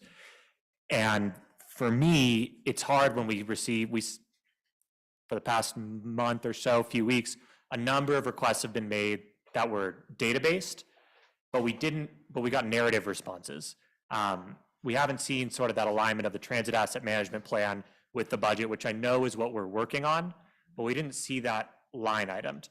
And so for me, we're sort of in the position of, we can say yes, we can continue to have trust, we can continue to partnership and work together through that audit process, right, which we saw, and we've had a number of major process improvements, and identify other ways and mechanisms to spend those ad hoc audit hours that we have approved. But it also needs to be a both for me. And the budget is just too big. And we have we're not in a fiscal cliff scenario like the federal government, right? If we don't approve a budget, it's a 90% of the prior appropriation that gets to move forward. And we have the ability to have an iterative process. And so for me, I'm not at the point where I'm ready to approve a budget because we have the ability to still operate. And I think when you look at our budget year over year, we have massive variances on a percentage basis between appropriated funds and actual funds. And I think we're making great strides towards getting there. We don't have the backup yet, or the board hasn't seen it. And so for me, I unfortunately am a no tonight or fortunately, depending on where you sit, because to me, it's such a massive amount of funding. The board needs to take ownership of the fact that we didn't do our due diligence in having a stronger fiscal policy that more clearly outlined what we needed from staff. And as a result, that should similarly be on us if we're not satisfied with the information that we got, to vote how we need to vote to get that budget to where it needs to be, as opposed to the continuing amending of a budget. That's my personal thoughts, but just wanted to, no response needed. It's welcome, but certainly not necessary. I know we've had these discussions previously. I want to note that this is not necessarily on staff, and the board shares a lot of responsibility in sort of our dissatisfaction. So looking forward to amending, hopefully, the fiscal policy to get us where we need to be, and working with those who are interested, and working with the audit and the structures we have in place to get the budget to a place where everyone feels more comfortable.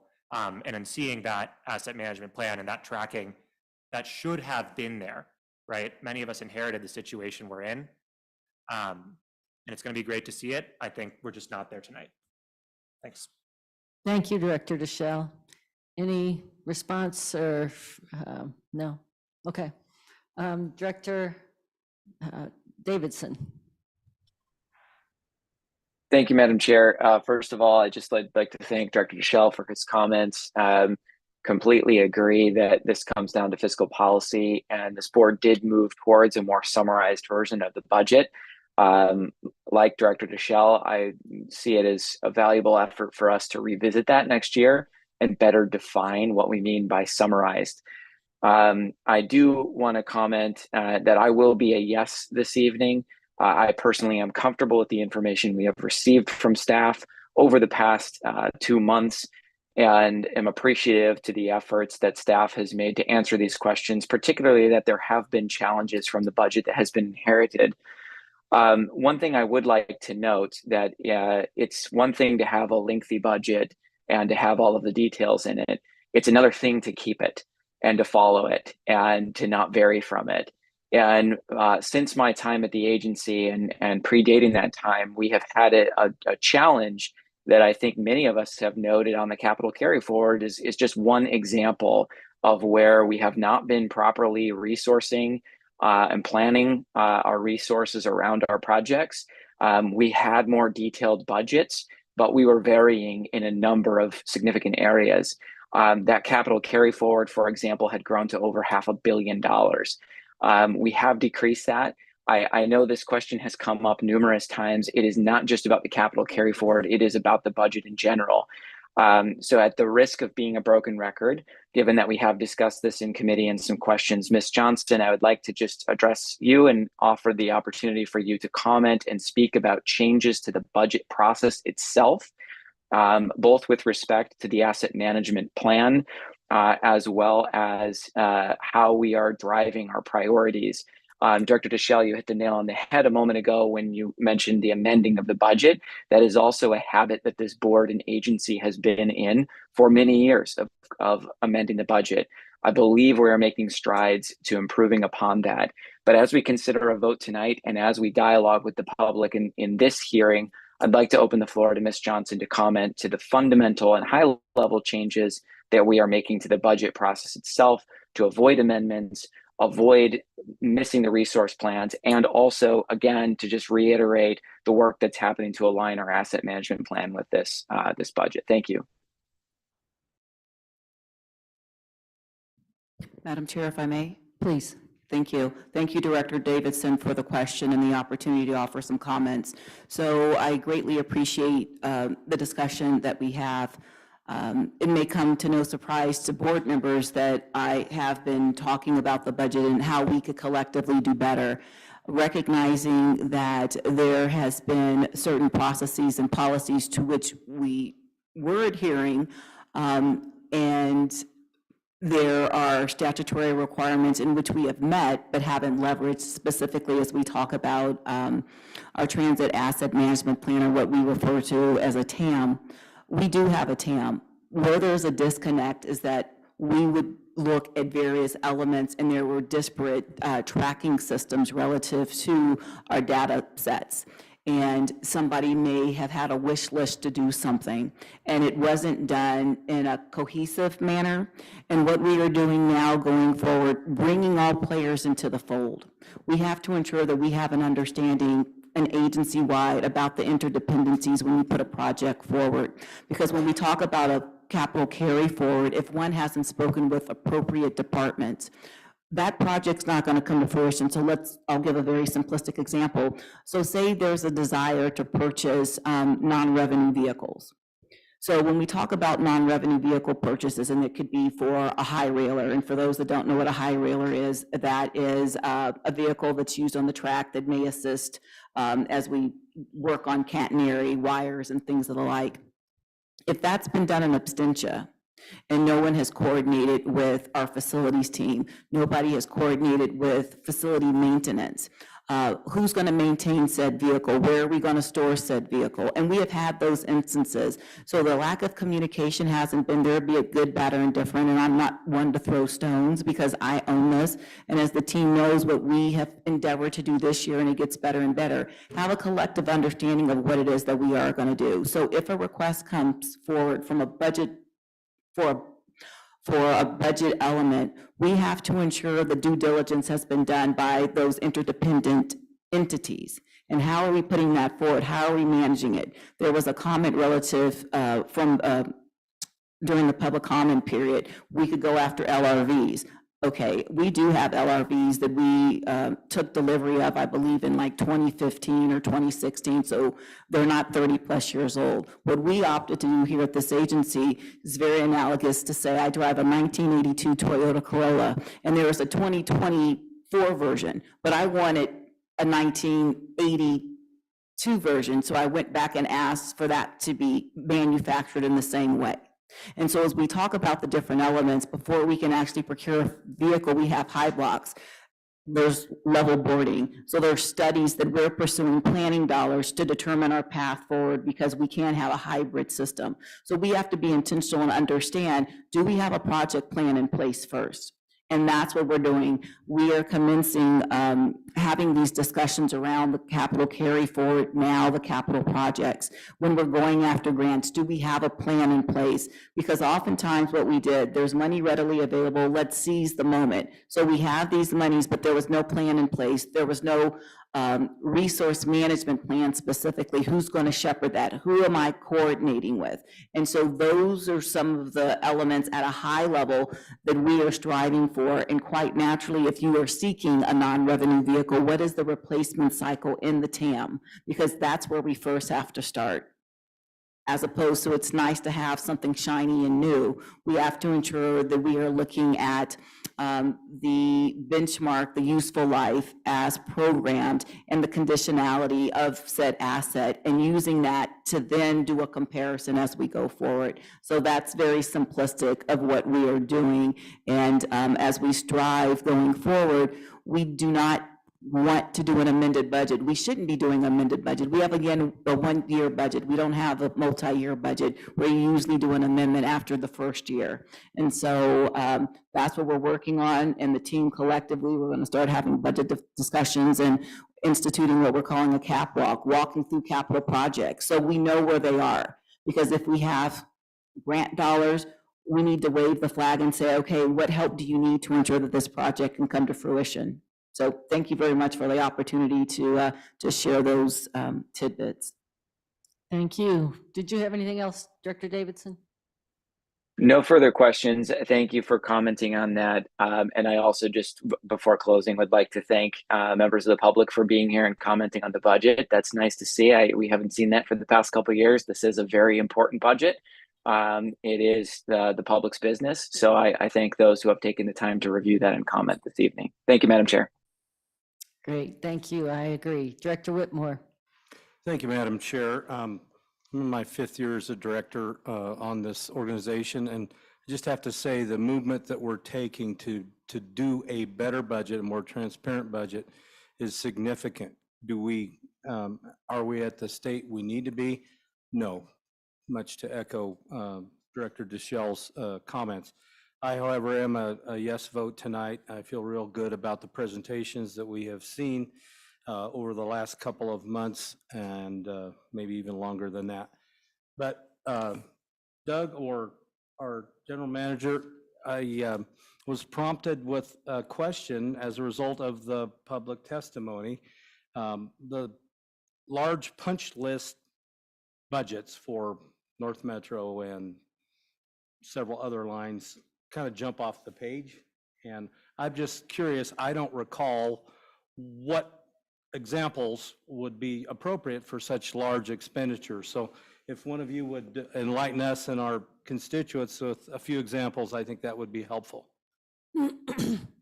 Thank you for the question. Yes, and I believe it's 57 million that we show on that line item. Correct. And the reason for that, it's probably a misnomer, the way that's phrased.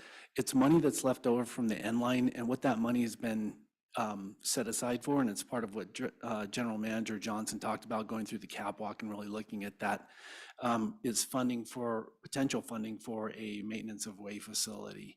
So that money was left over from the actual construction of the project. There are facilities that are necessary. We're undertaking in the future, hopefully, a comprehensive look at our facilities as we're doing with the fleet transition plan.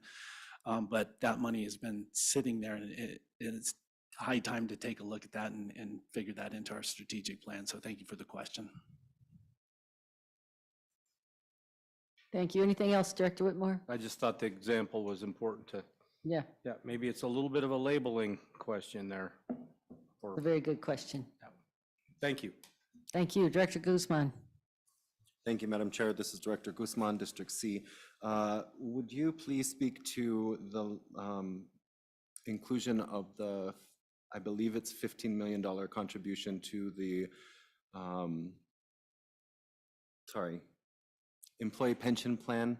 There's two different plans that we have going on, so there's two different amounts that are there, but I want to make sure that we as a board understand this, because this was an interesting conversation you and I had, but also that the public understands why we are putting that money there and the amounts that we're putting in, the reasons why. Would you please speak to that?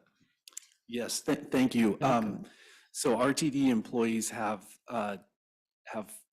two pension plans. There's a pension plan for the represented employees in the Amalgamated Transit Union. That pension plan was closed to new employees for employees that are hired January 1st, 2023 and thereafter. That plan is closed. It's 79% funded. The other plan is the non-represented or salaried employee pension plan. That plan was closed January 1st, 2008 to new employees. New employees in both cases go into a defined contribution as opposed to a defined benefit pension plan.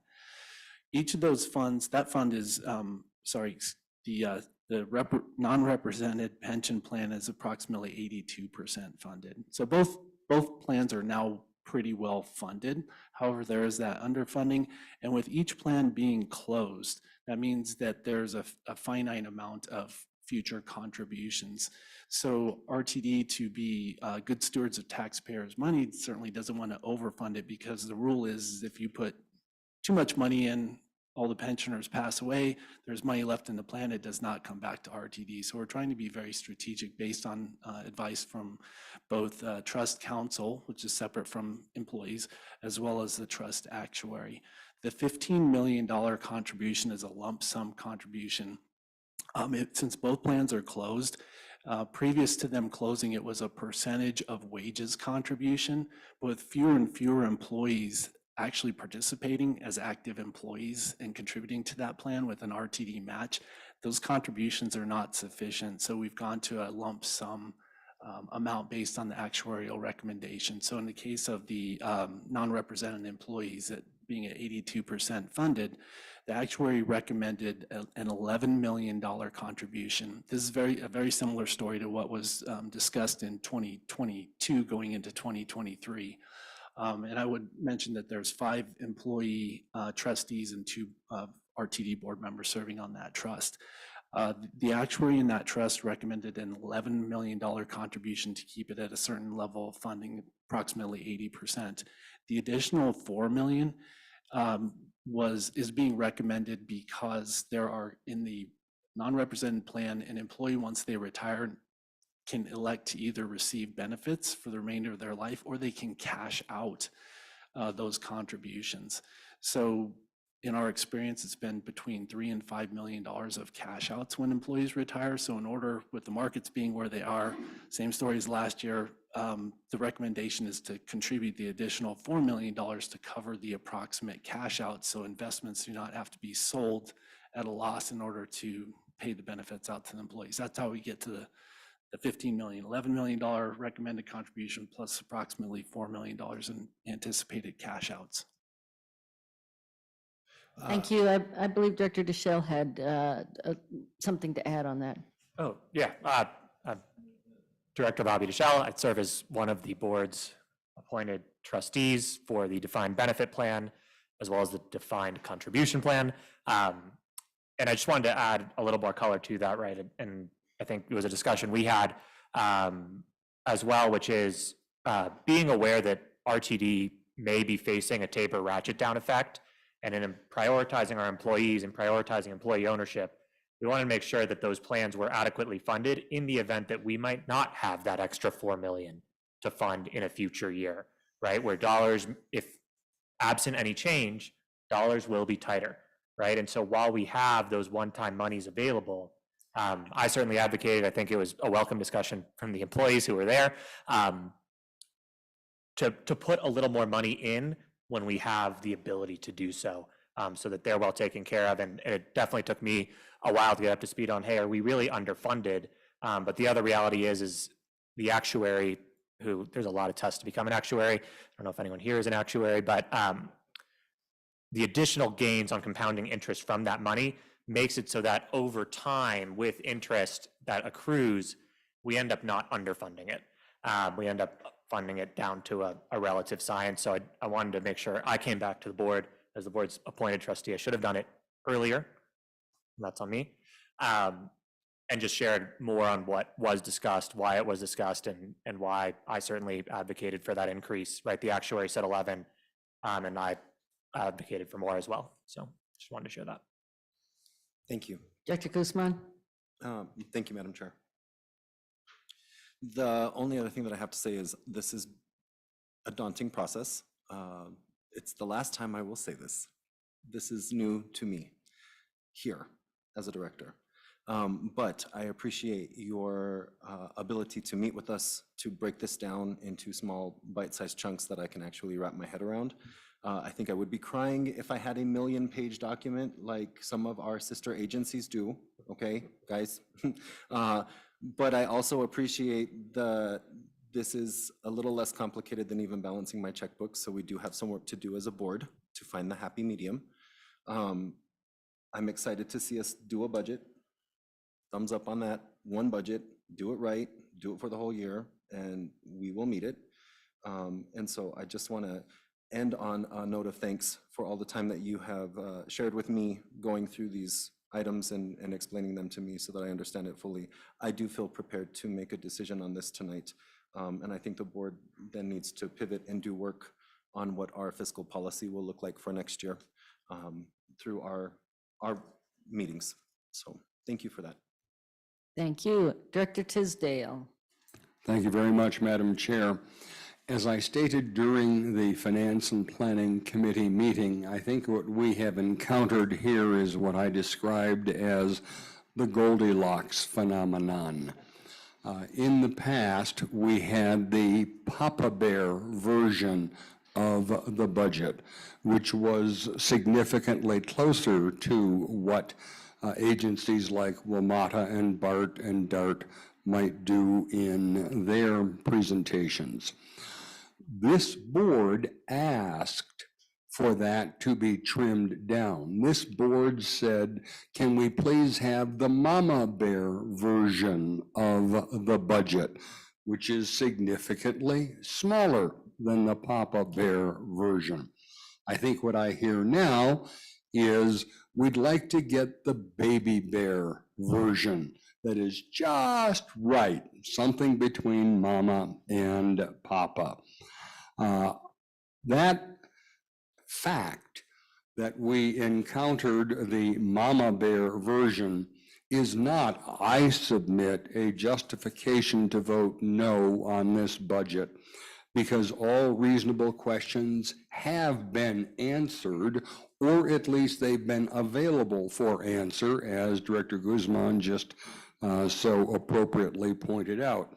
So my thought is that it should be a yes vote now, and we can ask staff to retool its presentation in the future so that we can address at last the Goldilocks phenomenon.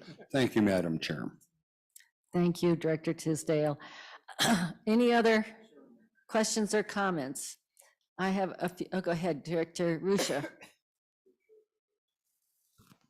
Thank you, Madam Chair. This is Joanne Rusha from District B. My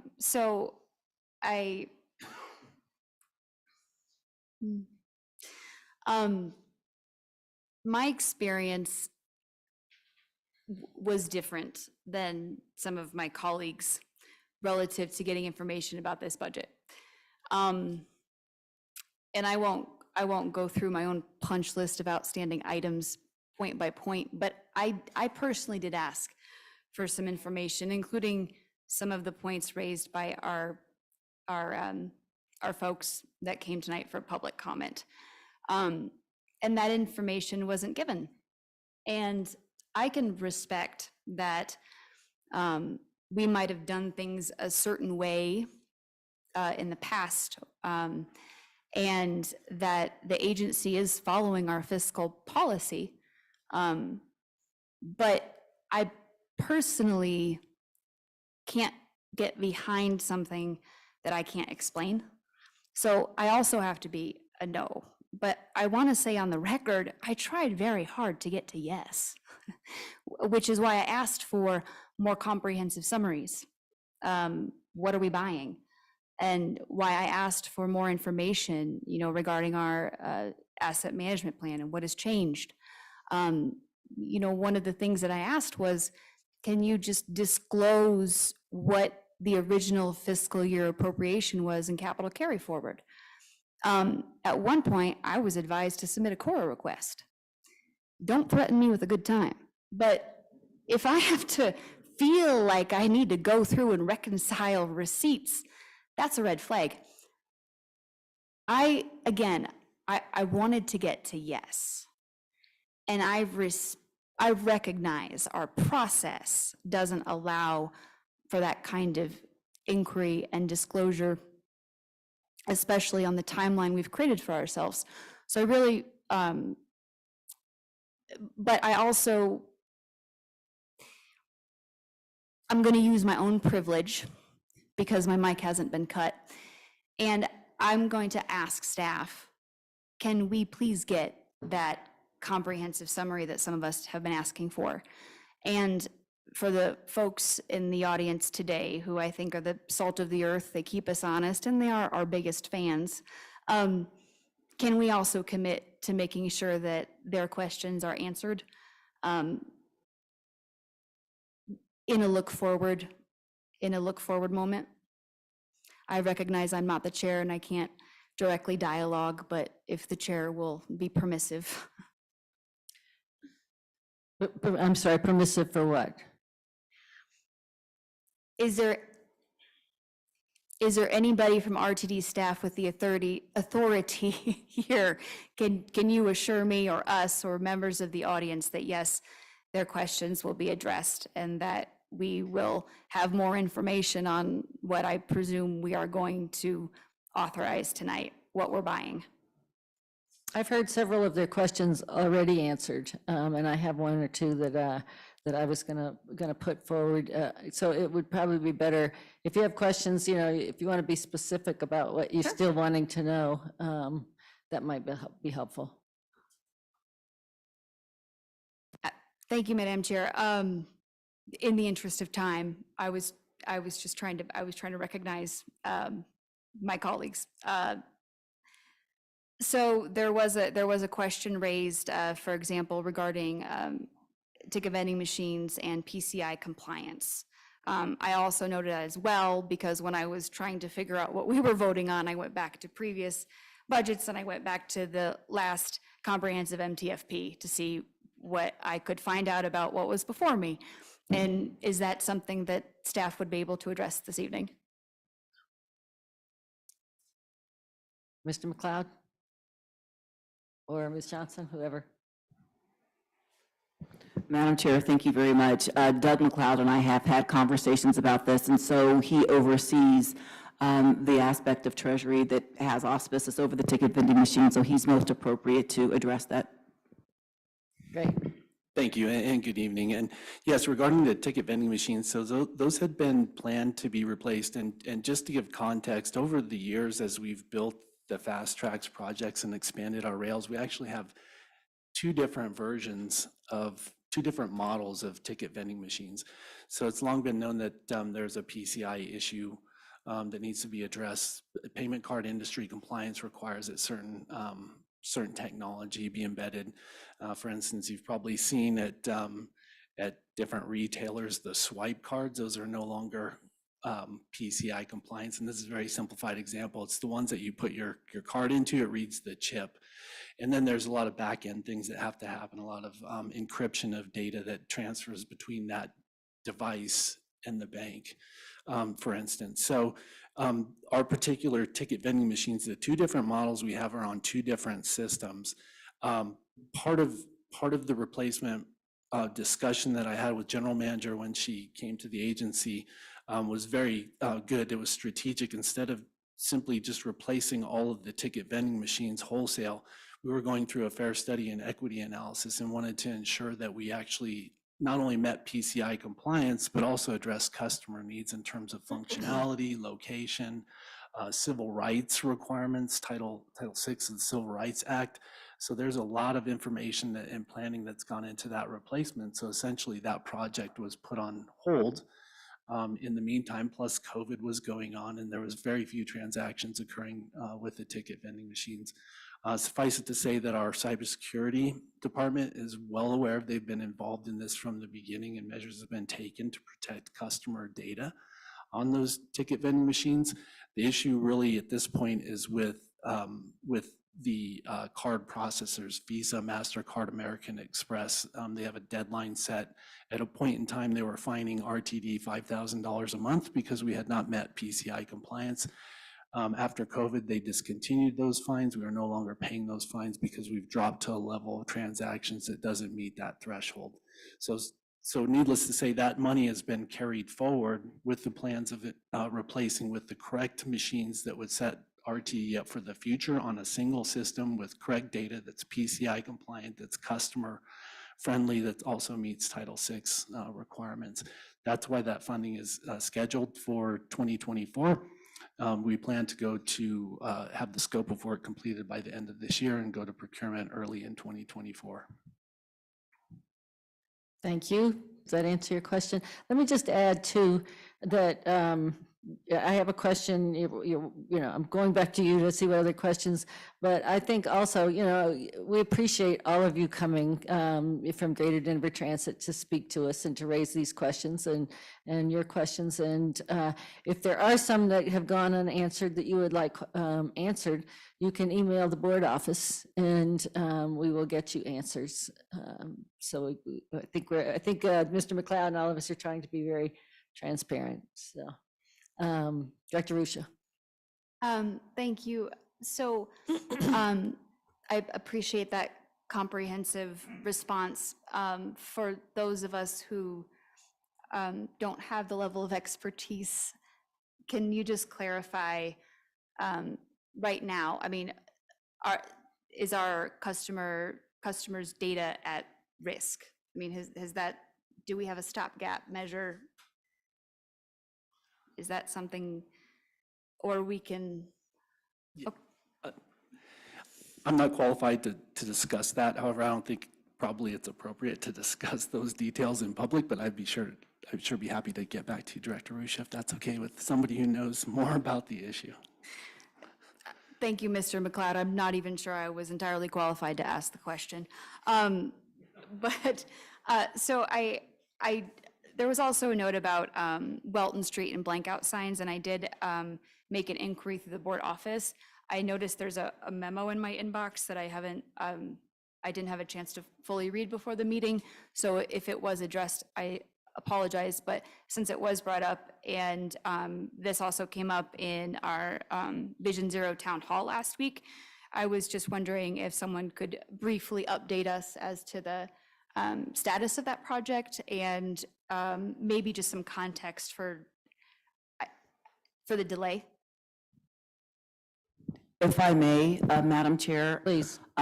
I would like to ask Joytsna Vishwakarma, who is serving as the acting AGM of Capital Programs, but to provide just some, please, Joytsna, thank you, to provide some context. Upon my arrival here at this organization, I understood that this was put forward relative to the blank out signs, and we were working with the PUC, and there were some elements associated with the PUC that caused a delay. And so not trying to pass the buck, but in reference to the delay of the project, it was working in conjunction with the PUC as a path forward. But I will yield the floor to Ms. Vishwakarma. Thank you, Ms. Johnson. The Welton Blankout Safety Improvement Project has two components.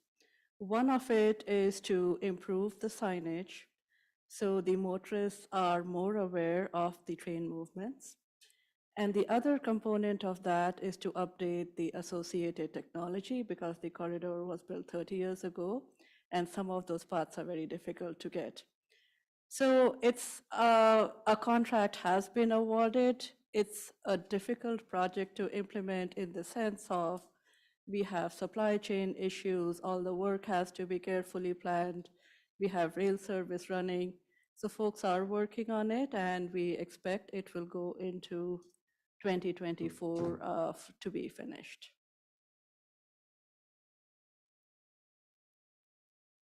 Yeah. Thank you for that. And just for context. Is your microphone on? Oh, thank you. Thank you for that. And just for context, for those who weren't aware, I believe we originally submitted whatever requisite documentation we had to with the city in 2021, and the funds were appropriated last cycle. And this is in our carry forward. So that was the context behind the question. And thank you for that explanation, Ms. Johnson, that without even further context, I can see how that makes sense. One of our commenters, talked about data, and I don't know if they said the word trust, but I think that, the more we share, the more trust we build.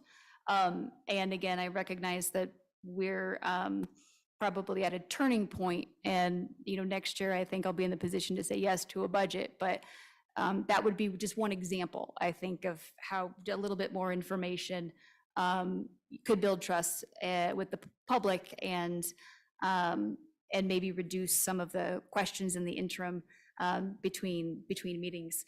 I did have a clarifying question, if I may continue, regarding the light rail replacement. And by that, I'm talking about the $150 million line item request.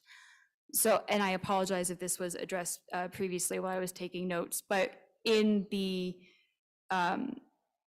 published budgets and in the subsequent memos, I don't think we have been specific if that $150 million is for the downtown loop, or if that also includes Welton, Central, et cetera. And I was just wondering if someone could speak to what we think the $150 million will cover geographically. Go ahead. Thank you very much, Madam Chair, and thank you, Director Rusha, for the question. It's a good one. And so as we talk about the rail replacement project, the first phase is the downtown loop. And so there's, I don't have it in front of me, but the geographic area does go up to Walton. Yes, and it incorporates all of that. There's like 5 intersections, so there are certain segments. And so what we anticipate doing in 2024, should the board grant us authority to do so after we put out a solicitation and things of the like, would be the most critical area where we see vulnerability quite naturally at intersections, because that's where not only you have a rail car consist traveling over that is of heavy weight, but you also have vehicular traffic traveling. And so that's why we, with our nomenclature, have been talking about the downtown loop, because there's like 4 critical intersections. And I'm smiling here because my staff calls it 4+1, and I don't like 4+1. And so basically I'm thinking, yeah, there's 4 intersections and then there's another piece. And so I was like, why don't we just say those 5 areas? But anyway, so that would be the first phase, and we're working through that plan, and quite naturally would apprise the board, recognizing that there's the first segment and there's a total of 4 segments.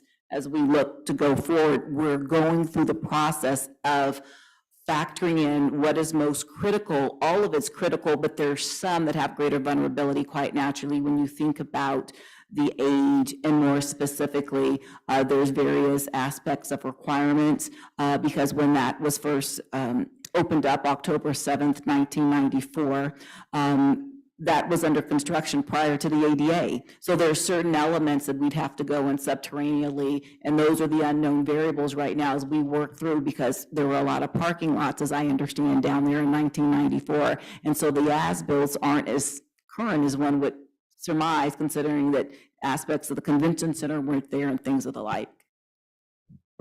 Thank you. I think, Director Rusha, if you're okay with it, we've got a couple more people in line. We can come back if you have other questions. Director Williams. Thank you, Madam Chair.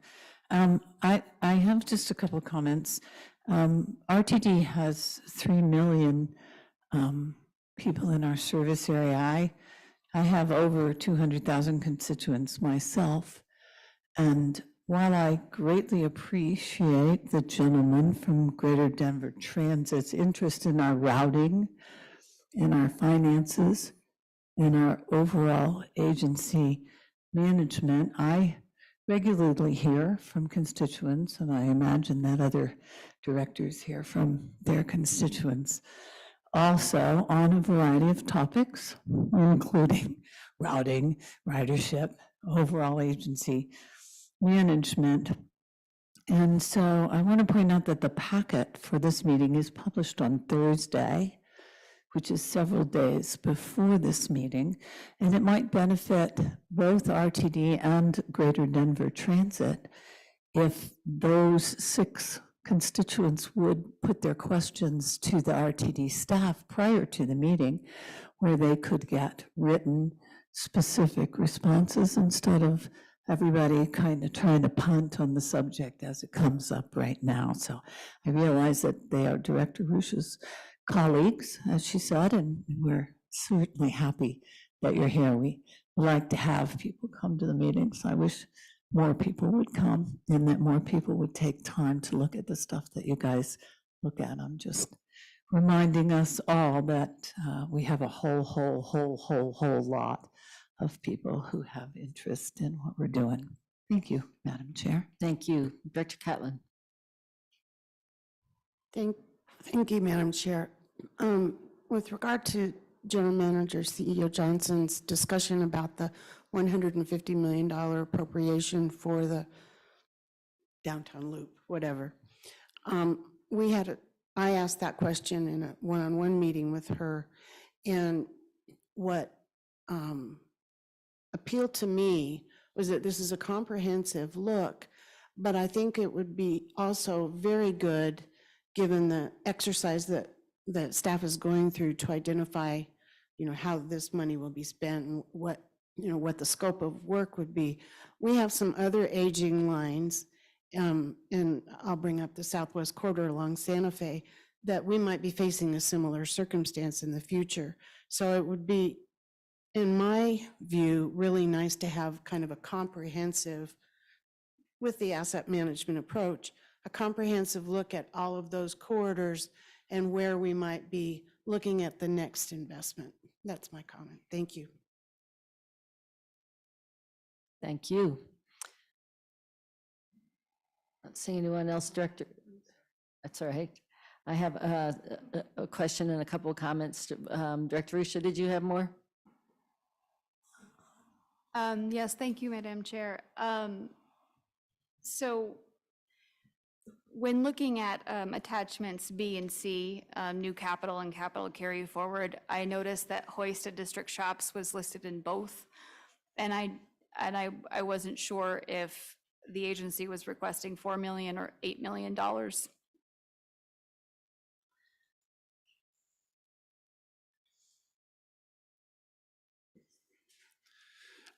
Thank you for the question. Yeah, correct.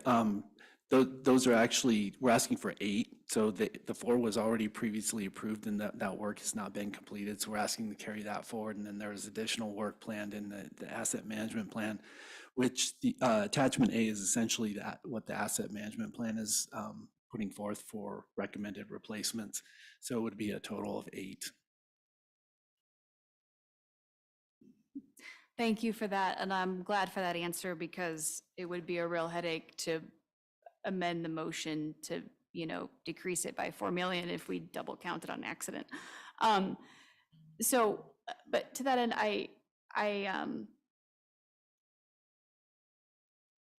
actually, I'm gonna yield. I really appreciate the conversation tonight, and I have full faith that next year's budget process will look different.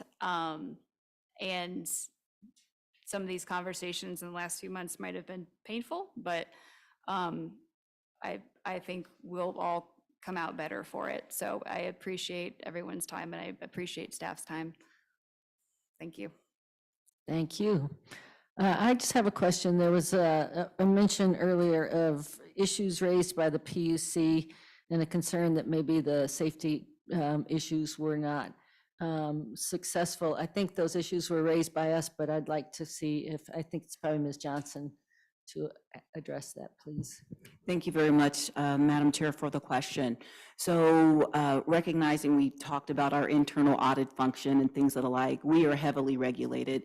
And just for everyone's edification, the Colorado Public Utilities Commission serves as the state oversight agency as it relates to light rail. And with that as a backdrop, what we do as an agency ourselves, we have internal safety reviews. And during the course of our internal safety review, we looked at rail ourselves and noticed that, hey, we need to ensure that we have mitigation efforts in place. And we apprise the CPUC of that going forward.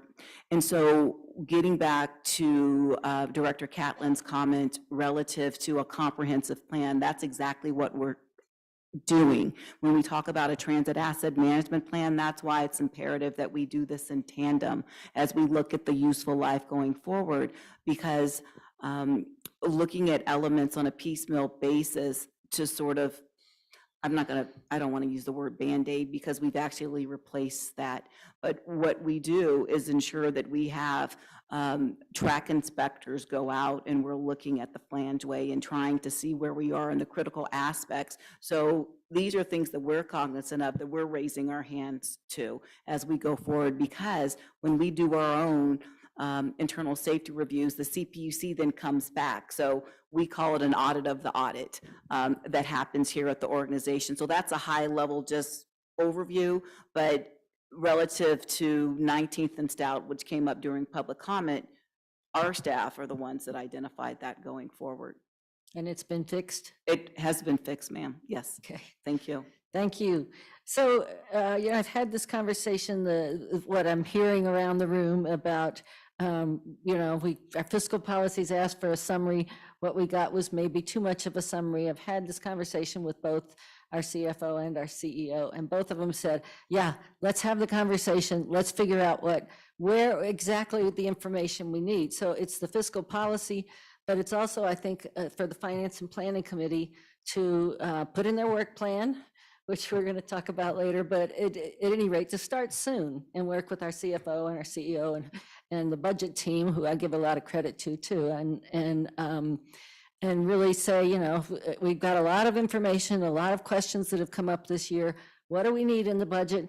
Let's look at other agencies and say, okay, is there a better way? I was here when we would get a very detailed, minutia-based budget, and it was very hard to penetrate. And so, but I do think, you know, at one point we did look at other budgets, and at least briefly, and I think that it sounds to me like staff is also looking forward to clearing it up. And I will say, you know, the things that you're doing now with moving away from the amended budget, moving to linking our asset management plan and cleaning up the capital carry forward, let's carry that on and work on that next year. All right.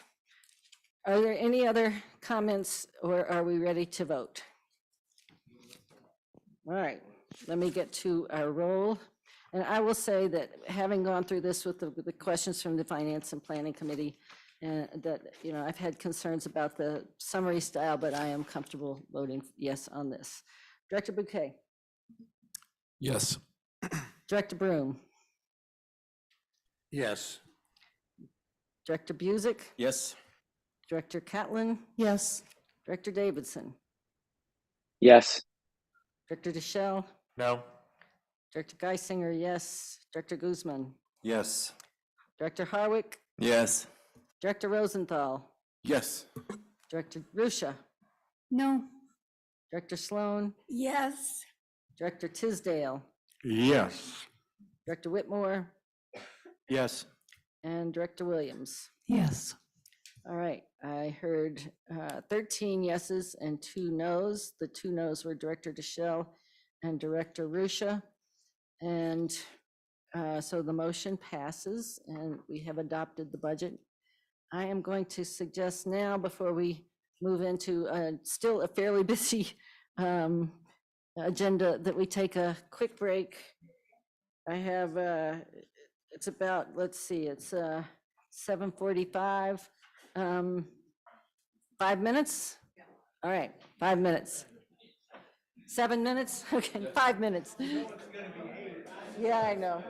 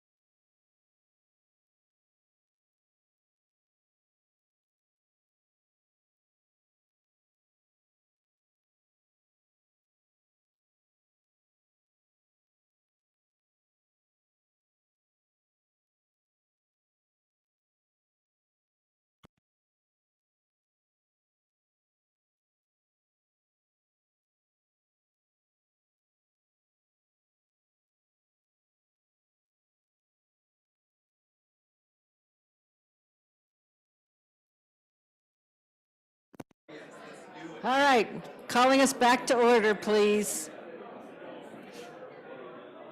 Yes, ma'am, we're back to order. Calling us back to order. All right.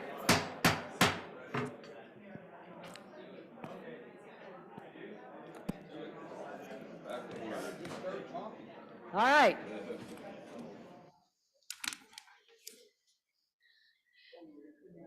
I'm calling the meeting back to order.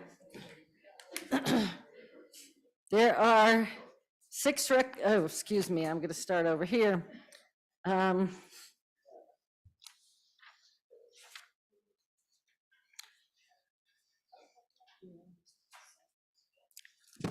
Sorry. All right, there are 4 items on the unanimous consent agenda listed under section 18, actions B through E. Those items are 2024 Internal Audit Committee Function Charter, salaried trustee appointments, paratransit vehicle procurement, and the January 2024 service change. There's been a request to remove the latter 2. One of those requests is for me.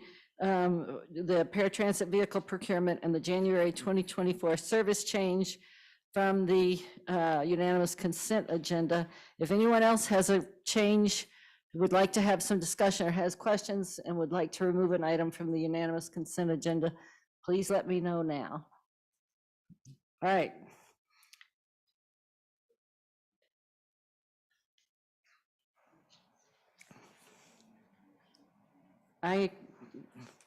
Would it be appropriate for a motion for the remaining items? There will. That's for, So thanks. moved. Second. All right, fine.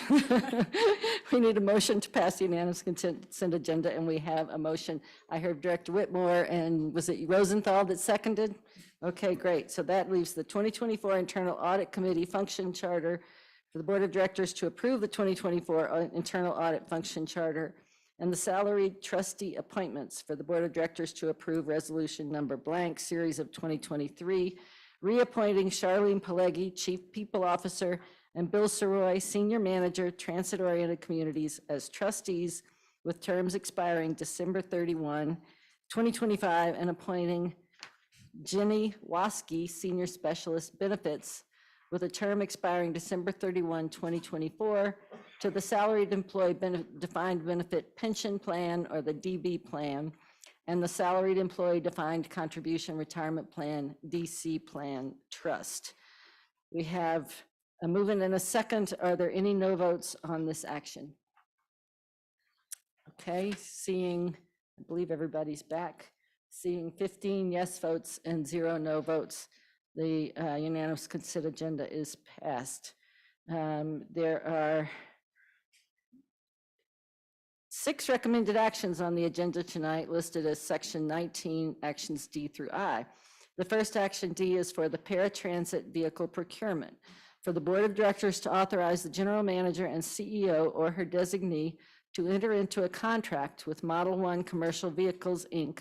for the purchase of 19 paratransit vehicles at a price of $149,047 each, for a total cost of $2,831,893 in 2024. The contract also contains options for the purchase of up to an additional 231 paratransit and 53 FlexRide vehicles over a 5-year period for an estimated not to exceed cost of $49 million. Do we have a motion? Buzek, so moved. Busick, I heard Busick as the movement and Broom as the second. Is there any discussion on this motion? Okay, Director Rosenthal. One question, and I'm sorry to staff that I didn't ask this question prior to, so you could be prepared, but what is the emissions like on these vehicles? Is it about the same or less on these newer vehicles versus the ones that we have now? Thank you very much for the question. I would say that the emissions are probably about the same going forward because these aren't alternatively fueled vehicles. Hence, that's why we are looking at 19 purchase with the options, as we're in the midst of a facilities and fleet transition plan, recognizing that there's only one OEM, being original equipment manufacturer relative to where we are. Thought it was most prudent to go forward and have options as we discern our path forward. Thank you. Director Williams. Thank you. I've had some great conversations with General Manager Johnson and her staff on this issue because I really, really, really would like to see us just buy one electric vehicle. But I have been led to believe that the complications involved in that are many and diverse, and that the fact that we have options for the purchase of an additional 231 paratransit vehicles of this same type does not necessarily mean that we have to exercise that, and we will be looking at additional alternatively powered vehicles as we go forward. Thank you very much, and I'd like to thank Mr. Worthen for all the time that he spent helping me to understand that. Thank you, Director Williams. All right, any further discussion? Director Rusha. Thank you, Madam Chair. So I had posed a question to staff and I wasn't able to get through the memo before the meeting in full. And I was just wondering if you could briefly address the question in the meeting. Thank you so much, Director Rusha. So yes, the question posed was relative to why are we only looking at 19 when we talked about our current fleet? And we talk about 343, and we said that, you know, they were in need of replacement. So it gets back to the fleet replacement schedule, recognizing as well that when the comment was made relative to where we were in the assessment of vehicles were done, that was in 2019, right on the cusp of COVID. A lot of the vehicles hadn't been driven as we go forward, and in light of the comment relative to alternatively fueled vehicles, we're looking at this 19, so we're holding those additional ones in abeyance should something come out of the facilities and fleet transition plan, or there's different manufacturers on the scene and things of the like. The 19 are the ones that are in need of replacement because they have exceeded their useful life. Go ahead. Thank you. This is Director Rusha again. So as I understand, the original RFQ, I think had called for 66 in the first year, and then it was amended. And so that was part of that. I mean, that was some context just behind my question. And then I had noted a concern, which may or may not be founded. You know, staff had said in the original memo that these buses were in need of dire replacement. And I could also see that this was part of capital carry forward for a couple of years. And so, you know, the context there was, you know, are we replacing our fleet fast enough? Are we going to, is there a bottleneck? And I didn't know perhaps there was a market issue or some other reason. So that's why I'd also asked, you know, like, what is that, you know, fleet transition or that replacement plan and what that schedule looks like. And so I just want to provide that context for my colleagues who also might not have had a chance to read the memo or process it fully.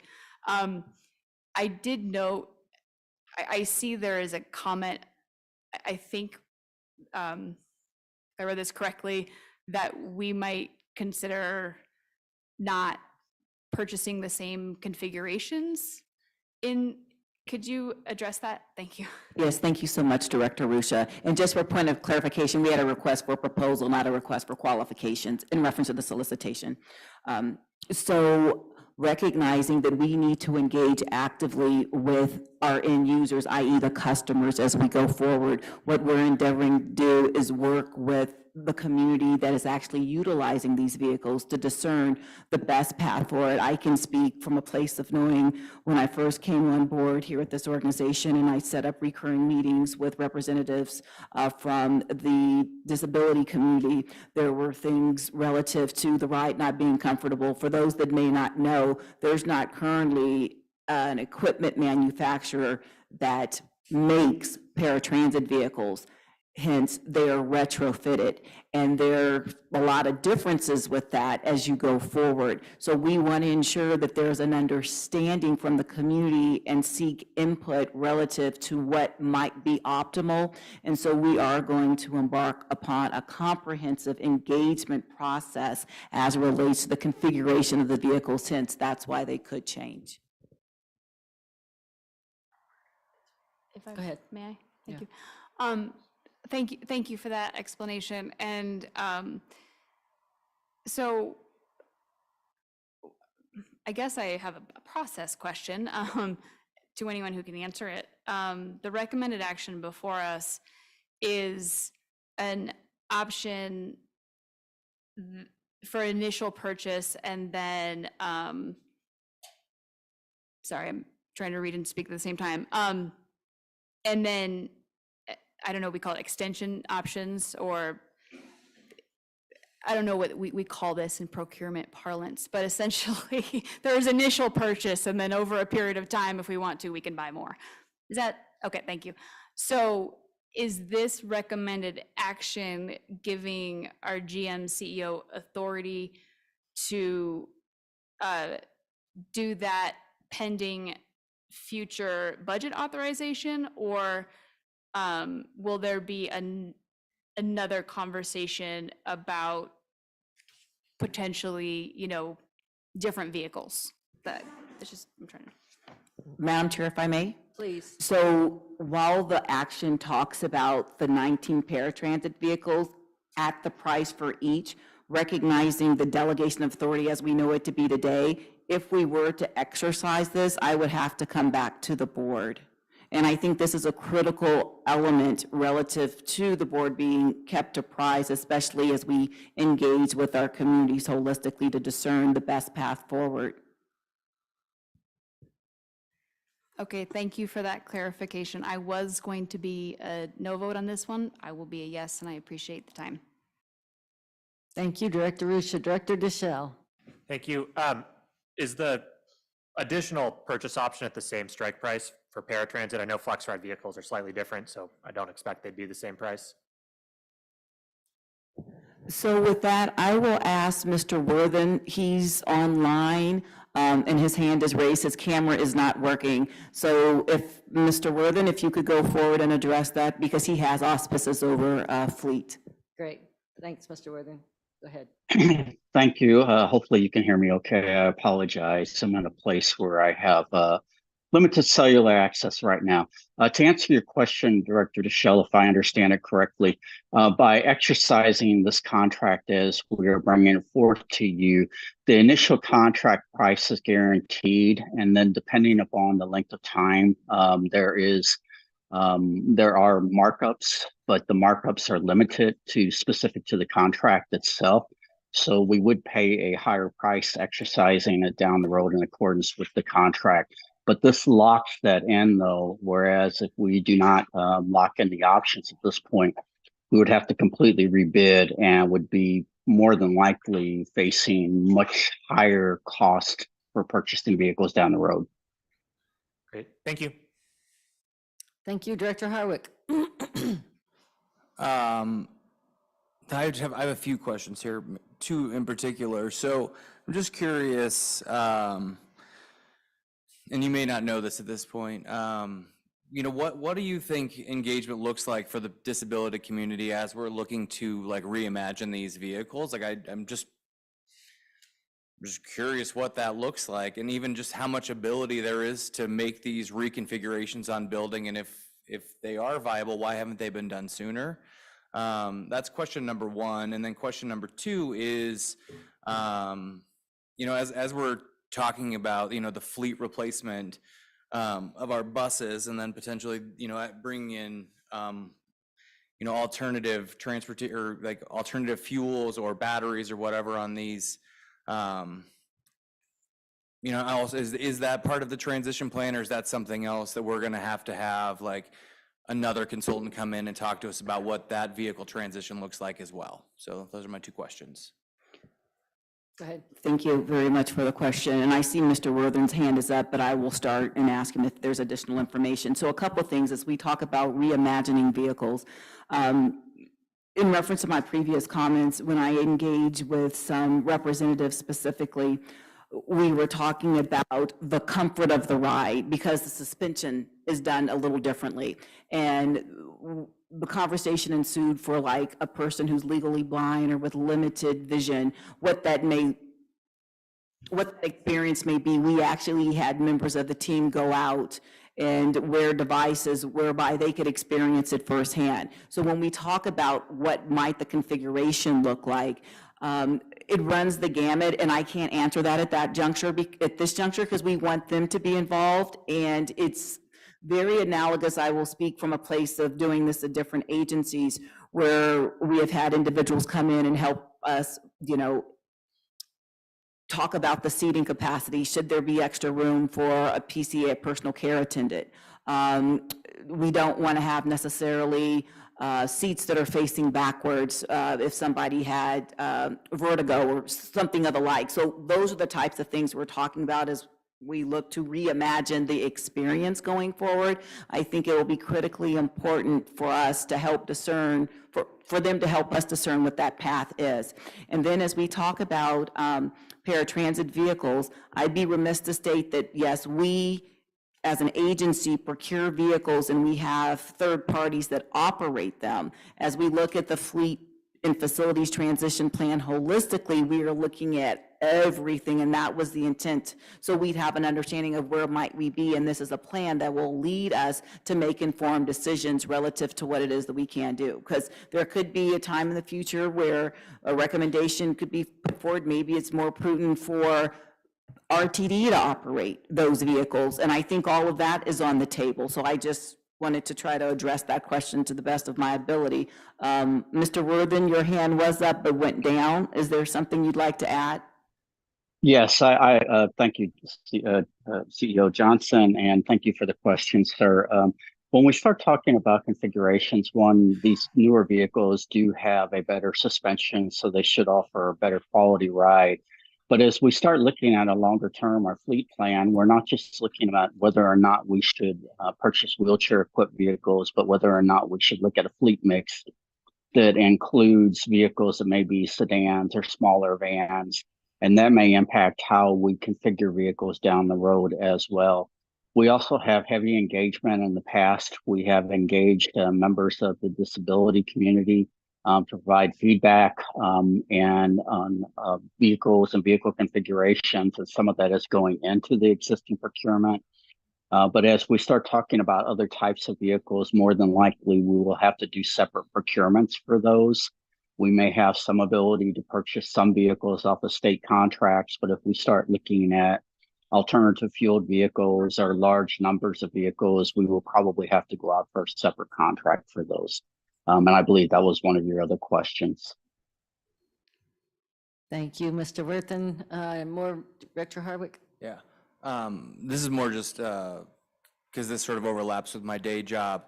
I think there are other partners out in the community like NETC in downtown that are also doing similar. They provide these on-demand shuttles, and I think they would probably have a really strong interest in some of these vehicles, like as we move forward, both in alternative transportation, but also an alternative configuration. So they might just be good partners to keep in mind as you're progressing, because this conversation comes up a lot in that work. And so just food for thought. Mm-hmm. Thank you. Director Rusha. Thank you, Madam Chair. So I just want to I'm pretty sure I know the answer to this, but in the memo, there's a reference to lifts, and it says that, for example, given that the majority of Access-Ride customers do not require lift-equipped vehicles to accommodate mobility devices, staff will work with disability groups, stakeholders, and customers to determine whether sedans or other similar vehicles, which are significantly less costly than cutaway vehicles, could be incorporated into the fleet mix. And so we're not talking about, or I guess I want to just clarify, are we discussing potentially reducing in the future, our wheelchair accessible fleet, or? Good. Yeah.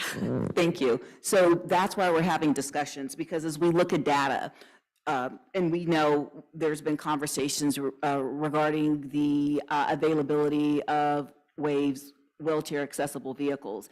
And with the data that we see currently, that oftentimes we're utilizing more sedans. And so when somebody is calling for a wheelchair accessible vehicle, that could be taking some individual that doesn't have a mobility device. And so collectively doing an assessment, talking to the community and making a decision going forward, and that's what Mr. Worthen was talking about, mixed fleet, having perhaps more sedans, because right now we don't. But these 19 are wheelchair accessible vehicles, hence the cutaways.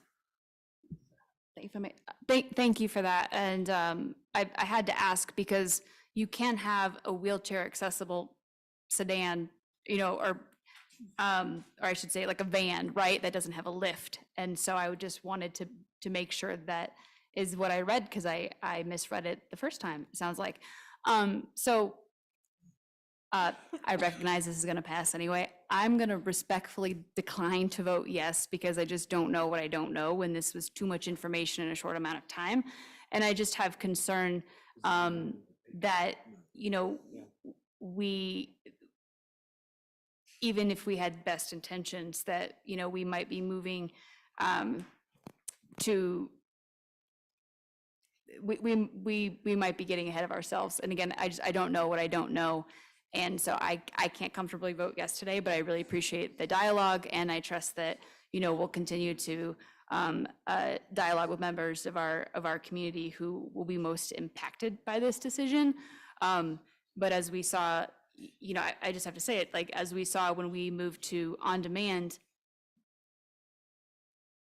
I'm sorry, if you don't mind, thank you. When we moved to on-demand, we did reduce the number of wheelchair accessible vehicles in our fleet in a way, because we subcontracted out that service. And I just worry that there might be some unforeseen challenges, but I appreciate it, and thank you for the dialogue. Director Williams, another bite. Sorry, thank you, Madam Chair. I just want to point out that we had a lot of discussion on this in the Operations and Safety Committee meeting before we moved this forward, and that in next year, because we're done with that and we're done with this, in the next year, it might be a good place to have all these discussions before we get here, and then you would know what you didn't know. Okay, thank you. It's time to take a vote, and are there any, I believe there is a no vote, so let's do the roll call. Director Bouquet. Yes. Director Busick. No, Yes. Director Broom. Yes. Director Busick. Yes. Director Catlin. Yes. Davidson. Yes. Michelle. Yes. Geisinger, yes. Guzman. Yes. Harwick. Yes. Rosenthal. Yes. Rusha. No. Sloan. Yes. Tisdale. Yes. Whitmore. Yes. Williams. Yes.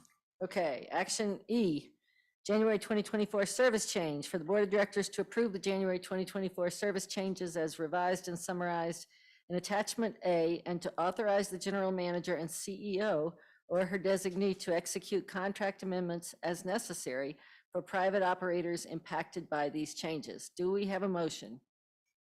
So moved. Second. I'm sorry, who said the motion? Okay, Rosenthal, second, was that you? Okay. You'll take it. Okay. And, I just have one question. It's maybe for Mr. Carter or for Ms. Johnson. It came up in our public comment, and I've heard it other times, is why do we have our public meetings prior to setting out the service change schedule? If I may, I'll start, and if there's something additional, I'll ask Mr. Carter to come up. So just for a backdrop, when we look at developing our schedules, quite naturally, it's a multi-pronged approach. First, you have to discern what the schedule is. Then basically that enables us to understand how many vehicles we need, how many people we need, what street supervision we need to help manage congestion. So quite naturally, when we basically go forward, we have to ensure that we have people that can work and we can adhere to a schedule. And contractually with our collective bargaining agreement, employees bid on their work shifts. So recognizing, putting forward a schedule prior to us actually knowing the people power that we have available is not commonplace relative to the transit industry and how this is done going forward. What happens is that there are discussions that ensue relative to what we may look at possibilities, and that goes out for public discussion. And we want to hear feedback from those that are utilizing the system. I'll say, and I think most of you will agree, that Mr. Carter and his staff do yeoman's work 3 times a year in a relatively short period of time, and make every what am I trying to say here?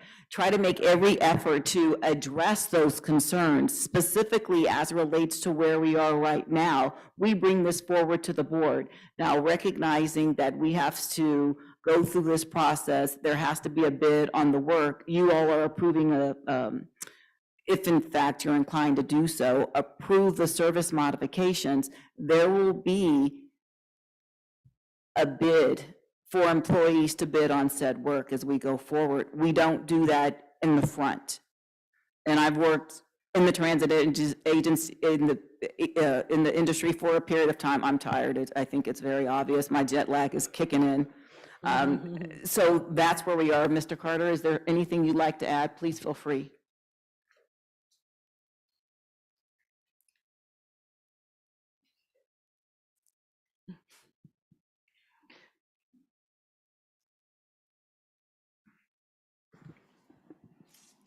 Okay, I can't get the microphone to work, so that's proof that I'm tired as well.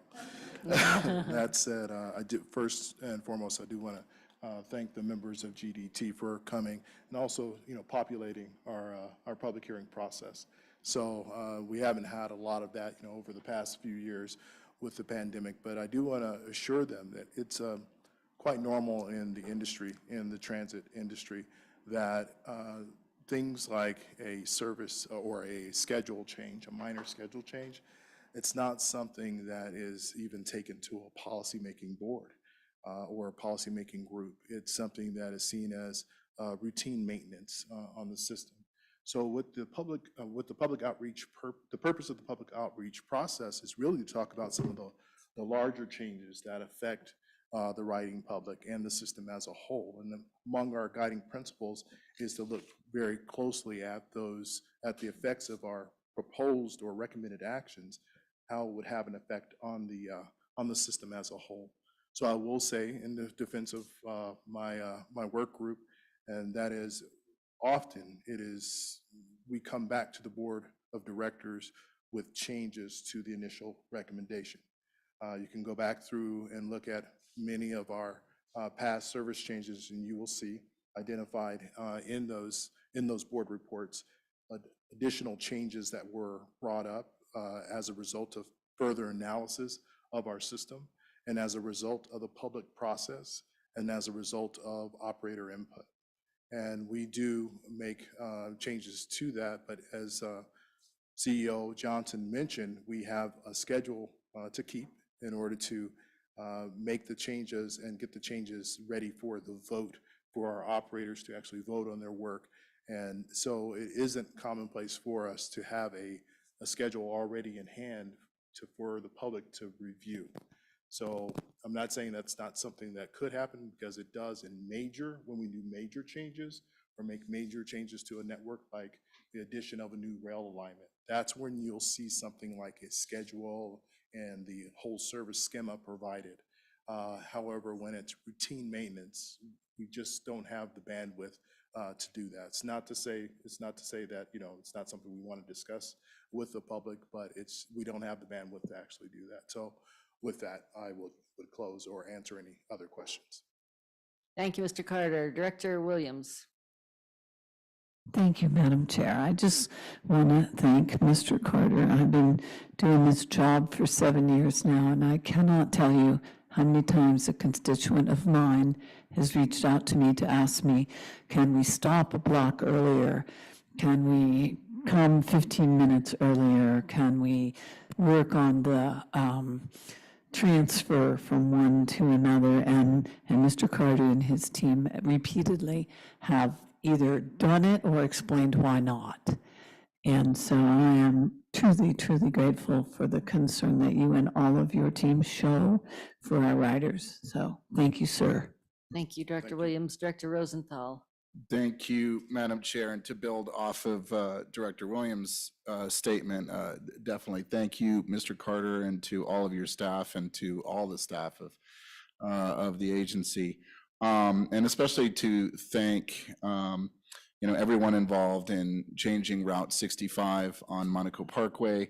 Well, and I have to, but it's built on all this because we heard from constituents. We had done a change in the route, and we heard from the folks at 4333 South Syracuse Street, particularly Cheryl, Doreen, Avery, Sherry, and others that said, hey, now we have to go a block, and mind you, it is a long block, and all the folks who contacted me are senior citizens, some of whom are disabled, and they're like, look, we used to get the bus across the street, and the staff at RTD was like, we will meet with them, and we did, and they listened and heard the concerns and did their yeoman's job to make the change. And so the point of all that is really, again, to build on what Director Williams has said, is we listen. And I mean, not just us directors, but our staff listens. From the general manager to our bus drivers to everybody listens intently. I know it's a big agency with a big budget, but they really do, and they do care. They've spent their lives working for RTD and for this industry. So I just want to say, please, do understand that, sometimes it may take a couple months to get a bus route changed or changed back, but it's really, they do a great job. Thank you. Thank you. Director Rusha. Thank you, Madam Chair. This is Director Rusha, representing District B. So I had a chance to speak with Mr. Carter about this, and I really appreciate his time. And so I just wanted to state here what I had stated privately was, and I think I mentioned this before, years ago when I was a young, struggling single mom, we lived and died by the 73. And I remember this one winter, I was like, how do I contact somebody at RTD? And then like 2 weeks later, I found out we had an elected board. But so my position just as a elected official who does vote on these service changes, even the very minor ones, and I understand that's unique for this agency, is just that, we find a way to provide the public comment to the board if they want to read that. I understand that not everybody wants to read all the comments, but I've just committed that for any process that we're voting on and we have public comment, I will read the comments to the best of my ability. So that was the request I made, and I just want to say that on the record. I'm a yes on this, and I appreciate the time that staff took with me in this memo, and also just addressing the public tonight. Thank you. Thank you. Director Sloan. Right. Similar to Directors Rosenthal and Williams, I would like to say our staff really does listen, and participation in the public hearings is useful. You might not get what you want immediately, at that round of service change, but you were heard. And in my experience, if people express themselves in the public hearing, staff looks at that and tries to accommodate, the concerns. And in the past, they have. It took a couple of rounds because it was a difficult request, but it happens. So participation is not meaningless. It's very effective. Thank you. Director Guzman. I just quickly want to say one of the departments that this year's first round of directors did not have an onboarding with was your department. But you've always been able to answer questions when we come to you, and I really appreciate that. It is something that we do need to make sure happens sooner rather than later, because I got a million questions I'd love to ask you about this and the process. Not to get into the managerial stuff, but just to understand it better. I want to be clear as a board member, since it does come to us and we have to make these decisions. So thank you. Thank you for the work and thank you for being here. Thank you. Great. Time for the vote. Do we have any no votes on this action? All right, with 15 yes votes and 0 no votes, the item moves forward, is passed. Action F is for the Audit Committee member appointments. I believe it may read wrongly in our agenda, but it's for the RTD Board to reappoint Director Bobby Deschelle and Director Peggy Catlin as members of the Audit Committee with terms expiring December 31, 2025. Do we have a motion? Busick, so moved. Second, Williams. I hear Director Busick as the movement and Director Williams as the second. Is there any discussion? They get to vote on themselves. So with no discussion, are there any no votes? Okay, with 0 no votes and 15 yes votes, this motion passes. All right, item G, board schedule for in-person and remote meetings. For the Board of Directors to approve the default meeting location for full board and committee meetings. In adopting this action, unless otherwise determined by the chair in consultation with the executive committee, the board anticipates holding all standing and ad hoc committee meetings virtually and holding monthly board meetings, special board meetings, and study sessions in person at the 1660 Blake Street offices. In-person meetings will retain a hybrid or virtual option for public participation. Do we have a motion? So moved. Second. Up, I heard a sigh for a second. All right, I'm going to go with Director Whitmore for the movement and Director Bouquet for the second. Is there any discussion on this motion? All right, no discussion. Up. Your chopped liver. Have at it, Director Tisdale. Thank you very much. I just wanted to make a note that perhaps the recommended action could more adequately be stated as meeting location for 2024. Otherwise, this would appear to be in perpetuity, and that's a question I have. I believe that was the decision, was not to make it just for 1 year, that we were moving back to, the decision was that, let's see, I'm not sure where that.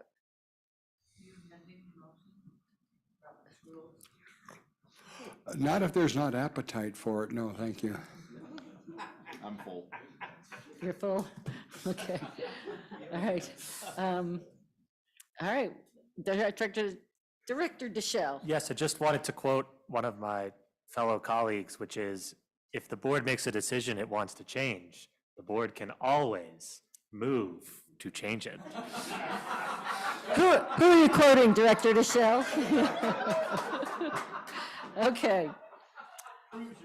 Any other discussion? All right, now we'll call for the vote. Are there any no votes?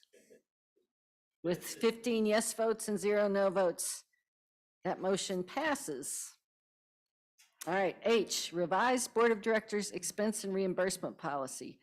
For the Board of Directors to approve the revised RTD Board of Directors expense and reimbursement policy, which if approved will take effect on January 1, 2024. Do we have a motion? So moved, Guzman. Second. Okay, I hear Director Guzman as the movement and Director Bouquet as the perennial second here. So, is there any discussion on this motion? Did you have something to add? Okay.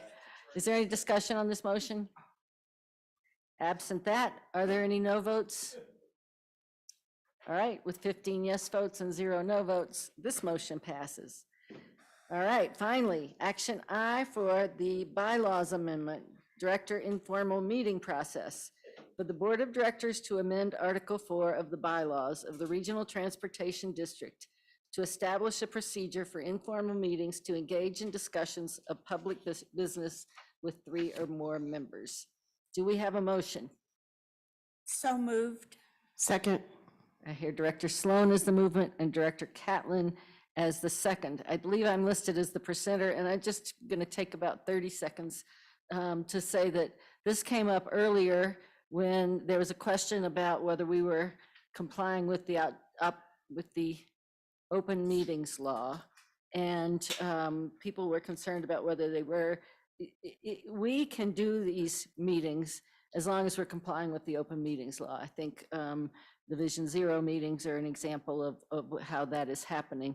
This, in fact, at this point, goes a little bit, it basically just puts in our bylaws, we are going to comply with the open meetings law, and goes a little further by requiring 48 hours notice to staff and minutes. So is there discussion on this motion? Director Bouquet. Yes, thank you very much. I've had 3 words tonight, and they are all the word second, so I'm going to take a little time. I asked a question regarding this with our discussion item. Is there a comparable agency that does the same when it comes down to this being in their bylaws in regards of following open meeting law, but having it as informal meetings? I'm just curious if there's any research about that.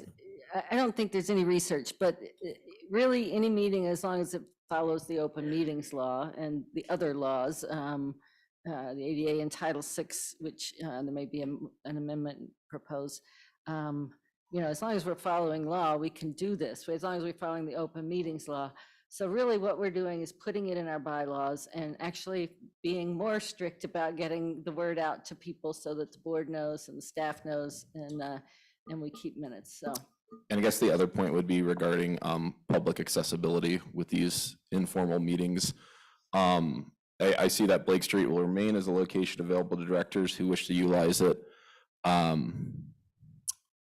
If Blake Street isn't used, how do we guarantee that the public is, well, not necessarily noticed, but I guess would be can participate and are accessible to these meetings, I guess would be the big part. Because what's so great about these formal meetings is anyone can sit back here, it's open to the public, they can listen, they can give in public comment, and of course that's accessible when it comes down to a virtual standpoint, but I guess accessibility when it comes down to in-person potential informal meetings. So that would be my question and doesn't necessarily need an answer, so thank you.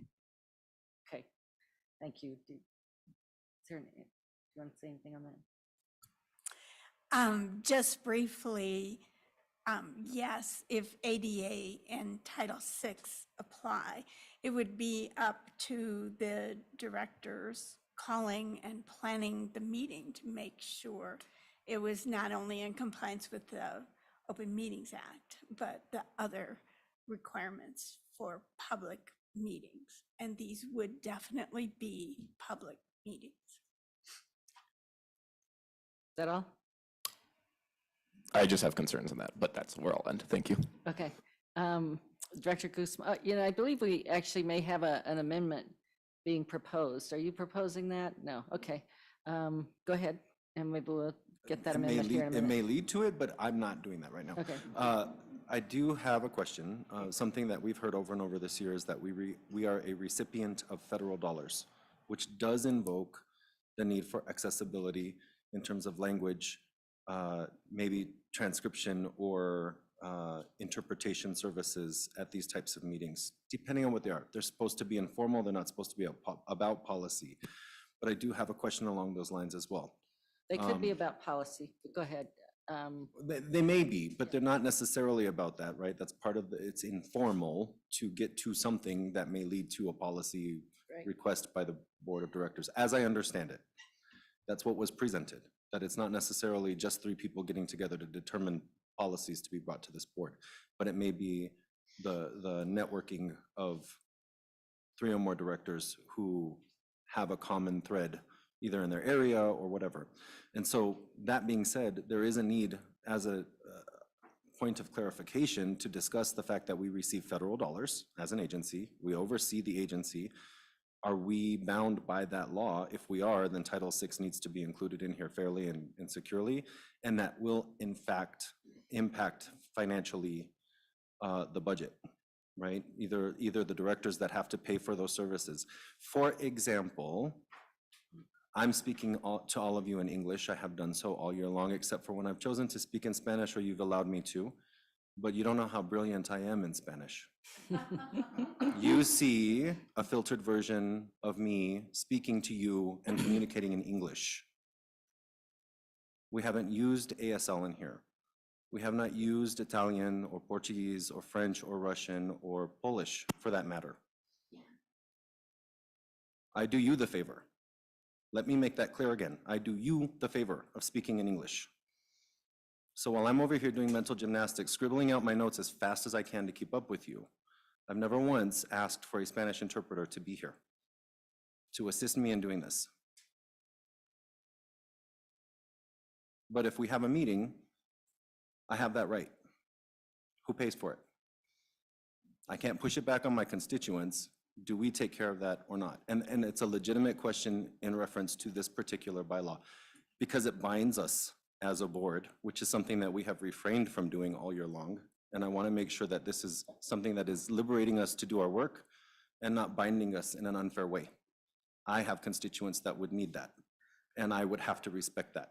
But I do not have a budget of unending dollars to provide that service every time I hold a town hall or an informal meeting with the people that are impacted in the north and west of Denver to do this work without that assistance. I see Ms. Snyder with her hand up. Thank you, Madam Chair. This is Melanie Snyder, General Counsel. So to answer your question directly, Director Guzman, yes. So the ADA, of course, both Titles 2 and 3 apply to RTD, as well as Title 6. So with respect to the language access assistance that could be provided. So I do think that, this proposal is suggesting a 48-hour advance notice. That's the notice that we put at the end of every agenda. We put that out there and ask that people who have any requests for ASL interpreters or language interpreters or any other kind of assisted listening devices, that they just make that request to board staff 48 hours in advance, and that will allow and ensure that we can have that assistance available. And that would be, RTD pays for that.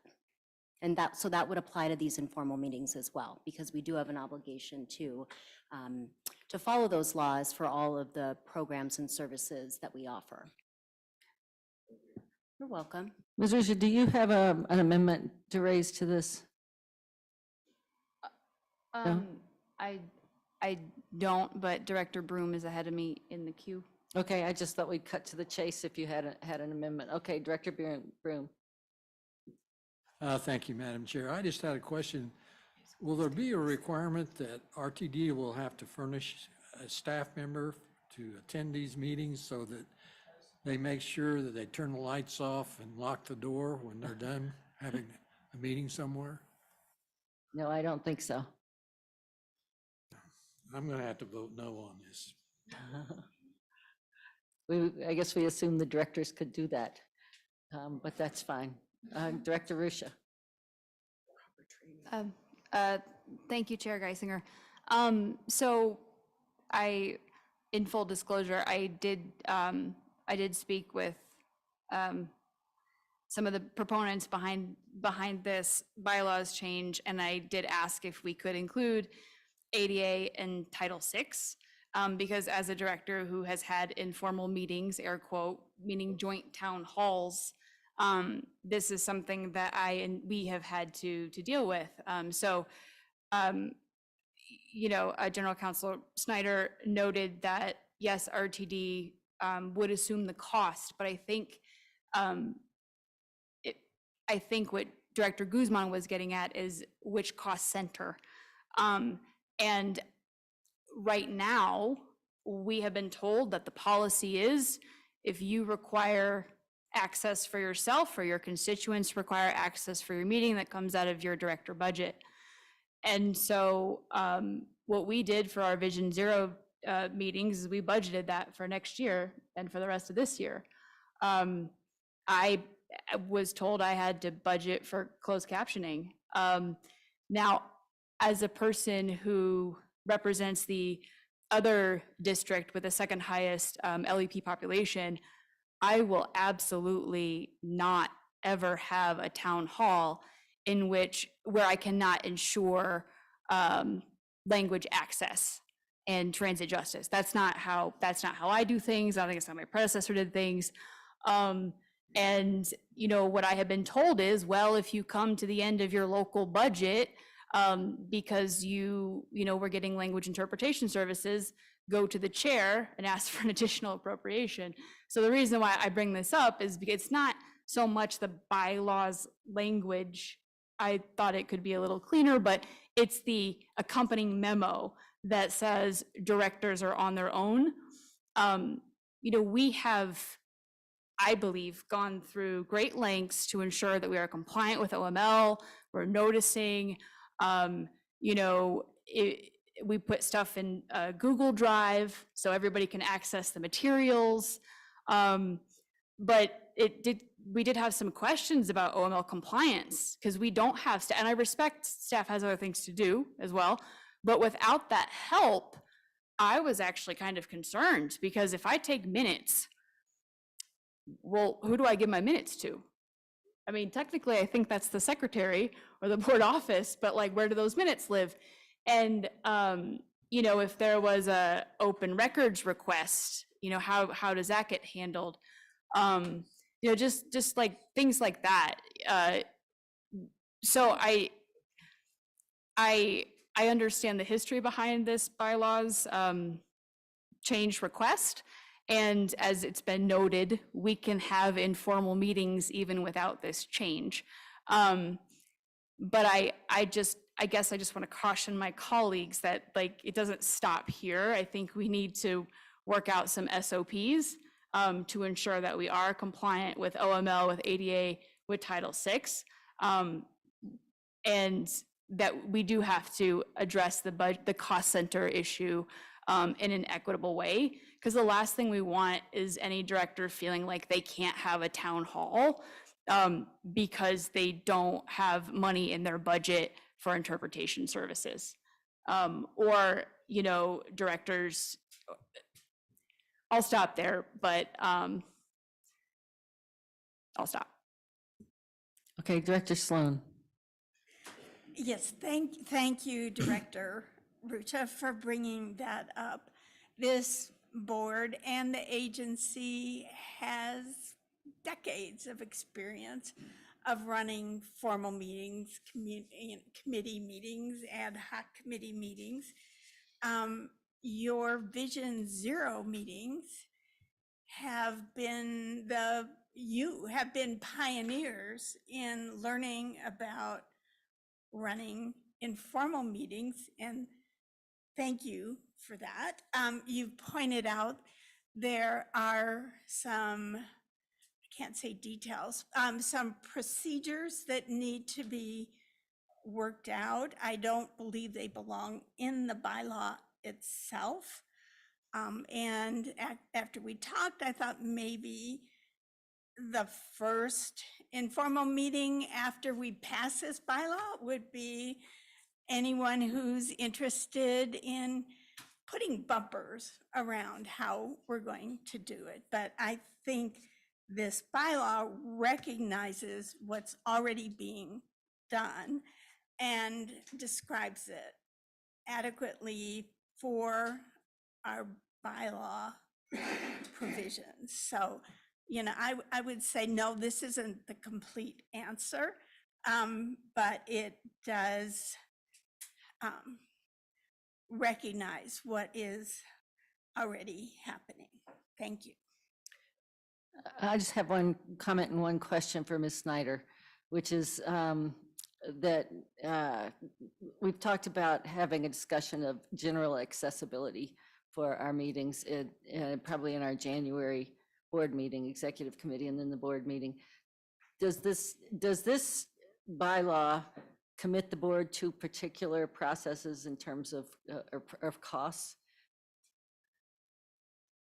I think in short, no, it does not. I do think that it's appropriate, as you're talking about the executive committee taking up consideration of a potential broader accessibility policy, that probably is the best forum to discuss some of the SOPs or procedures that could be worked out.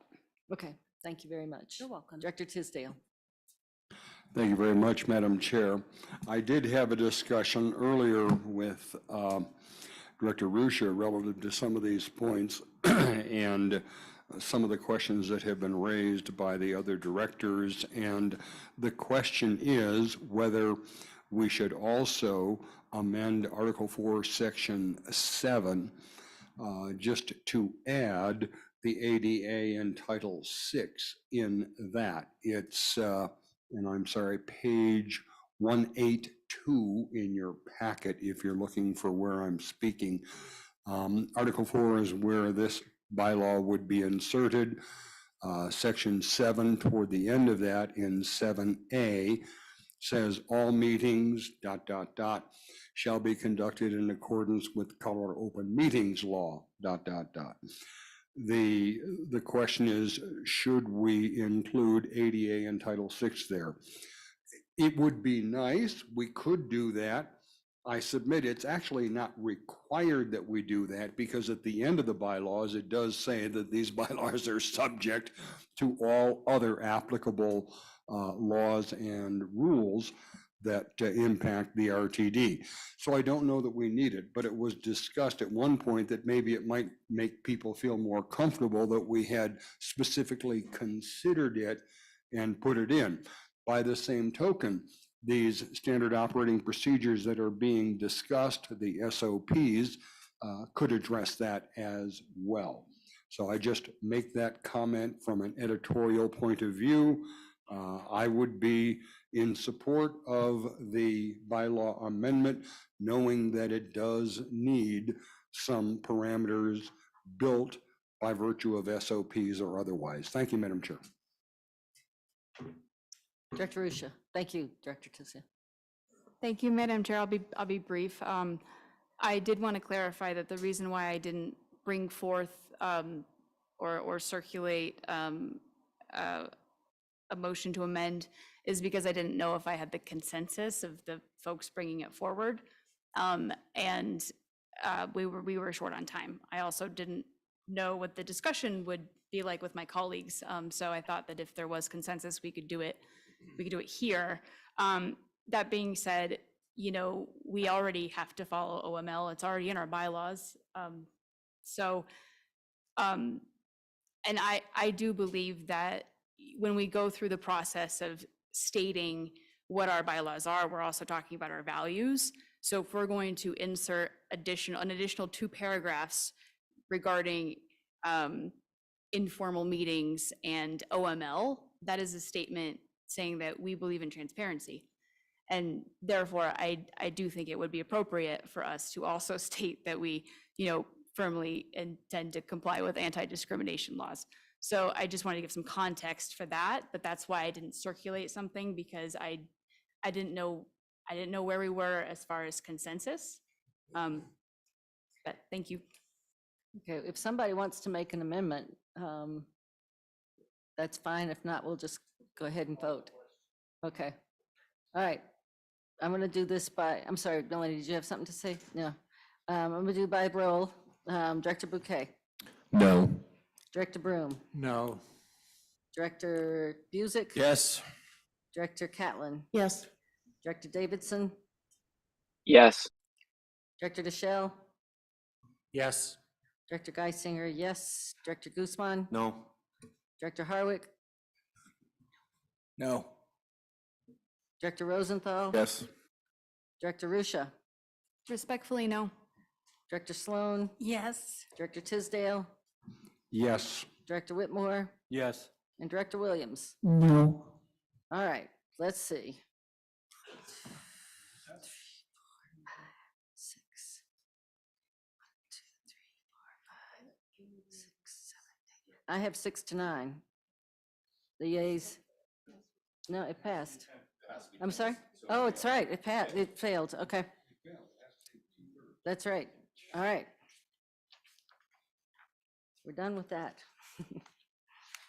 All right, pardon me. I've got to get back to where we are here.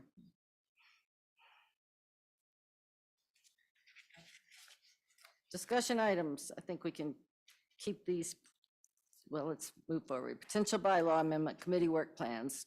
Mr. Kroll, do you have the presentation on this?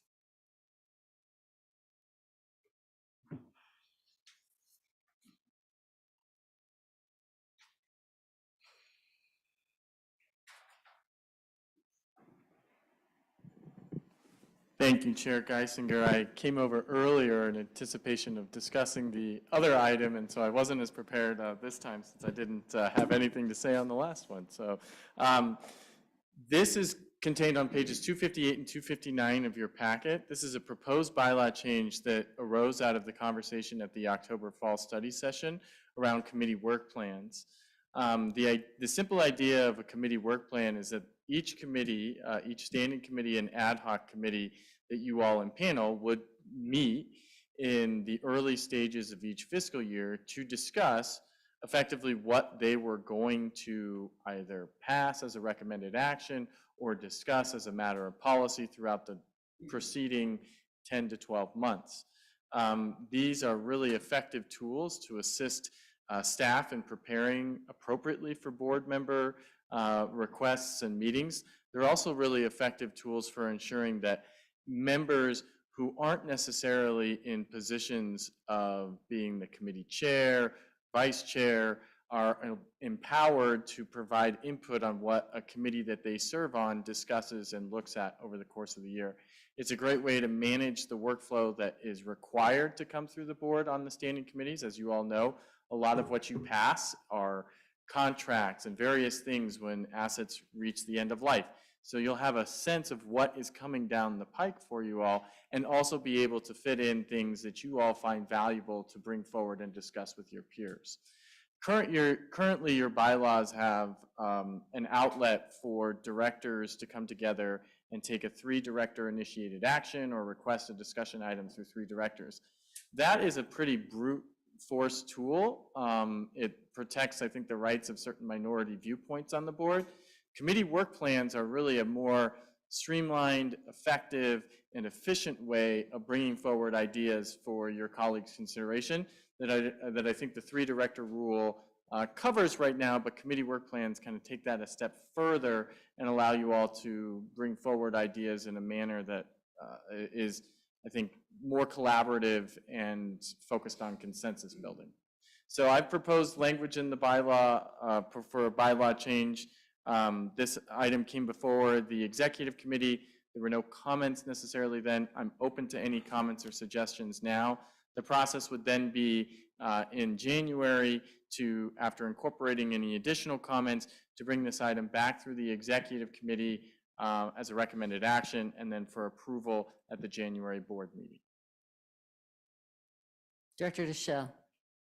Yeah, thank you, Mr. Kroll. Just 2 minor comments. One would be that the board office or the executive committee, or that there is a template so that the work plans are standardized across committees. And then separately, just wanted to make sure that we say, the first sentence says that the full board is reviewing, but only the committee is approving.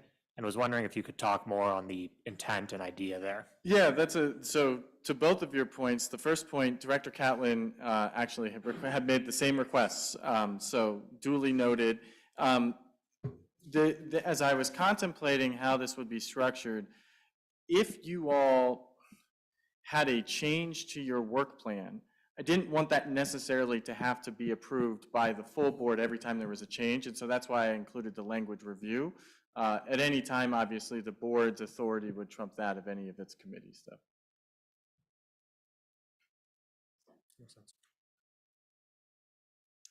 Anyone else? Thank you, Director, thank you, not Director, Mr. Kroll, for bringing this forward. I think we're all excited about it. All right. Report of director activities. Would anyone like to report? Would anyone like to report on their activities for November? Director Tisdale. Thank you very much, Madam Chair. I just wanted to report that at the end of October, I met with the leadership of WMATA and had a tour of their facilities in DC and Virginia, including their new communications facilities the day before they had their ribbon cutting. It was arranged by WMATA Board Chair Paul Smedberg, and I wanted to express publicly my appreciation to Chair Smedberg for extending that courtesy. And then for the information of all of us, the APTA Executive Committee, consisting of 25 transit leaders from across the U.S. and Canada, held our annual retreat November 9 to 12, covering a number of transit issues of significance to our APTA membership, including updates on workforce initiatives, the crisis in bus manufacturing that we are facing, a continuing global crisis in safety and security, and efforts on diversity and inclusion and other matters. And I would be happy to provide additional details to any director or any member of staff at any time at their convenience. Thank you very much, Madam Chair. Thank you, Director Guzman. I'll be quick. I just want to say thank you, Madam Chair, for giving your permission for the board office to work with me. In the beginning of the month, I was invited to go speak with the board, the newly elected board of directors, or the newly electeds that form the board of directors, let me say it that way, that are appointed for the Merrimack Valley Transit Authority in Massachusetts. It was really a lot of fun. Thank you to Director Tisdale for his great work with his board retreat just prior. I got to use a few of those notes, but it's a small area. They have free fare, that's what they call it, on all of their public bus system, and they've removed their fare boxes from their buses, which is amazing to get on a bus that way. Also, 86% of the community speaks Spanish. They're either Dominican or Puerto Rican. And so I felt right at home, and we had a great time, but the board of directors were amazing people, and I got to sit on a panel and give them some great advice, because I've learned from all of you so many wonderful things this year. So thank you. Thank you. Great. All right. I know it's late, but I'm going to take a few minutes, my chair's report, to talk about what the year has held, because I think we really had a very good year. I'll say just briefly in terms of what, just two things, a couple of things I've done in November, where, I attended the meeting that Ms. Johnson mentioned at the Carriage House that Eric Davidson and Deborah Johnson and I attended. It's talking about what the future of transit and rail would look like in Colorado. It's probably 50, 60 people. I don't, we'll see where that leads, but there's some interesting concepts. They asked us afterwards, what's your vision? So it's kind of an interesting process to think through that. And then Eric Davidson and I met with Representative Lindstedt and Senator Winter about possible legislation involving RTD. I'm sure everybody's hearing that. They're talking about transit-oriented communities, about potential funding, and about governance. And right now what they're doing is stakeholding, talking to lots of people. There is no consensus at all. And so, we'll keep you posted is what we learn. This is the last meeting that I will be chair, and other than next week, but that's a special meeting, so I thought I'd take just a few minutes. I heard a nice story today. Hampton Roads, which is an area of Virginia, had a state of transit conference yesterday, and someone asked what transit agencies around the country were worth emulating, and the CEO said, RTD in Denver has a robust system that's worth striving for. So I thought I would start by sharing that. First, I want to extend our huge thanks, and I think I speak for all of us, to our GM CEO, Deborah Johnson, and her team. I would love to start naming off her team. I see many of them here, but I would blow it. I would not name all the people that deserve credit. I can say Pelegi, but yeah, she's okay. So thank you all very much for all the hard work. And I also want to thank this board, because it's been a lot of hard work for us too. And I think, we're doing a good job collaborating, sometimes pushing for more. Two big accomplishments that we hear all the time about are the Zero Fare for Better Air, which expanded this year at RTD's urging to 2 months. Initially that came to us, but we said, no, we can do this for 2 months, and it went very well. And Ms. Johnson worked with FTA to allow us to do a 1-year pilot for zero fares for youth through age 19. Yep. These are such great ideas that the governor has included funding for both in his proposed budget. And the Transportation Legislation Review Committee is moving forward a bill to make funding for youth fares free throughout the state, zero fare throughout the state. So of course, we're clapping because that's how we build the next generation of transit riders.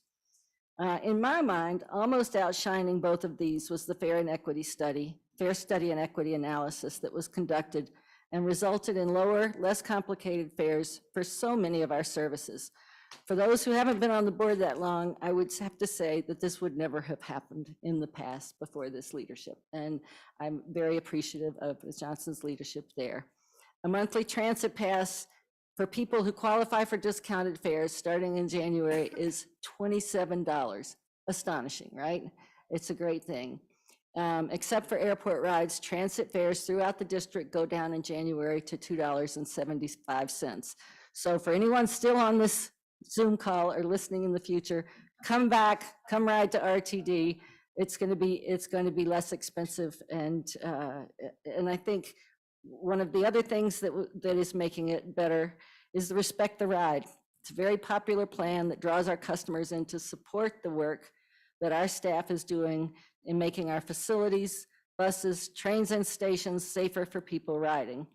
I think the board worked with the staff to expand the outreach, to listen to consumers, and together we made this a better and a really an important piece of what we're offering at this point. I want to thank our CFO, Doug McLeod. I will raise one name here, and his team for their really smart work in refinancing some of our debt. The result is that Standard & Poor's has upgraded some of our fast track bonds to their highest rating at AAA.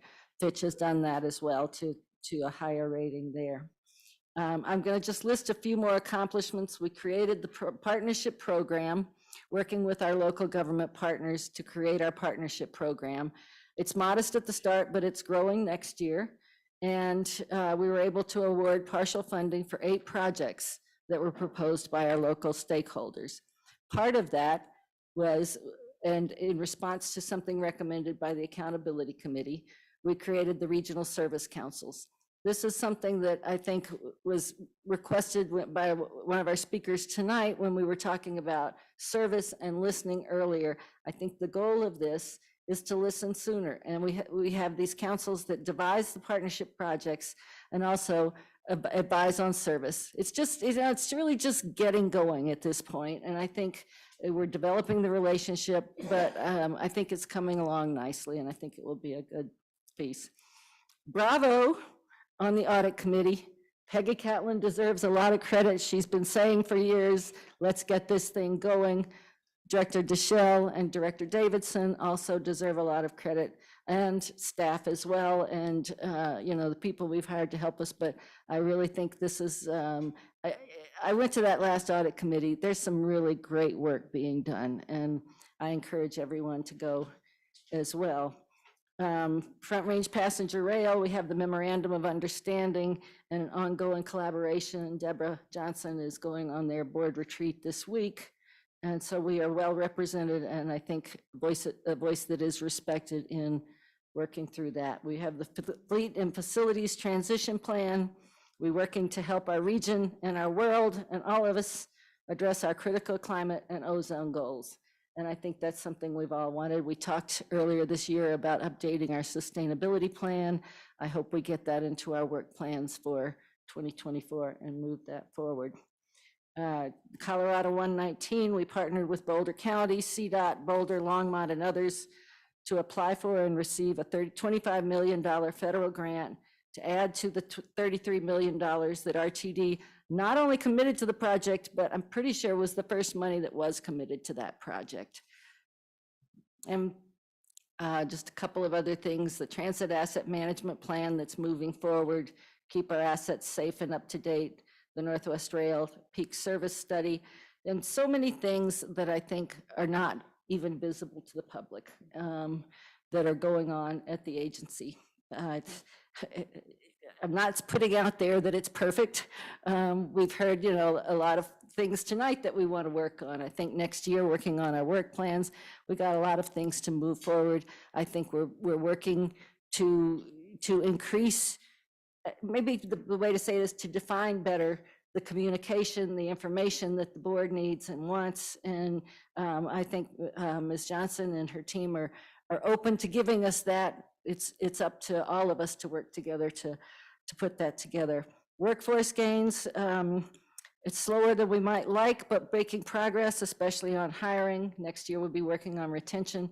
Ms. Pelleggi and her team, I think, are doing a lot of great work in moving that forward. So I would also say that thanks to all of the directors, we have, not only are we focused on all of this work, but we have people working on, as Director Williams reminded me, the Dr. Cog Regional Transportation Commission, the E470 Board, the Metro Mayor's Board, the CDOT Liaison, the Jeff Tag, the Arapahoe County, Zero Emission Vehicle Coalition, a lot of other things to make our region better. And I hope I'm not trying to leave anybody out. I think everybody's doing a lot of things. Dr. Tisdale is a big name at APTA, and we appreciate that.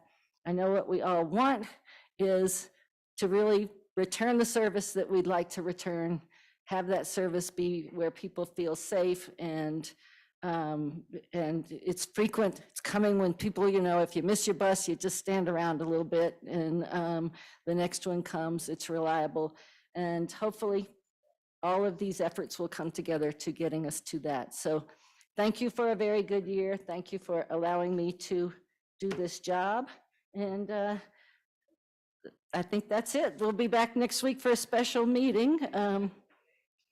Director Broom. Thank you, Madam Chair. I just wondered if we could get a short update on whether any of the legislation passed at the special session has any impact on RTD. I don't know the answer to that in particular. I don't think, I know Michael's not here. Deborah, do you know? I don't believe so, but what we can do is circle back with a board memorandum and have that fleshed out to address the question, Director Broom. That would be great. I think I saw Director Davidson and then Director Tisdale. Yeah, Chair Geisinger, I just wanted to say thank you. I know this is a great report and great summary of the year. The chair position comes with a particular type of stress that I have been in the cheap seats watching. It's very specific, and I just am reminded of Theodore Roosevelt's famous quote that it is not the critic who counts, not the person who points out how the strong person stumbles, or where the doer of deeds could have done them better. The credit belongs to the person who is actually in the arena. So thank you for being in the arena. Thank you for putting in that hard work. Thank you for chairing this board during what I agree has been a very successful and fruitful year. Very, very much appreciate you bearing that stress in this past year and doing a great job with it. Thank you. Thank you. Thank you all. Oh, thank you.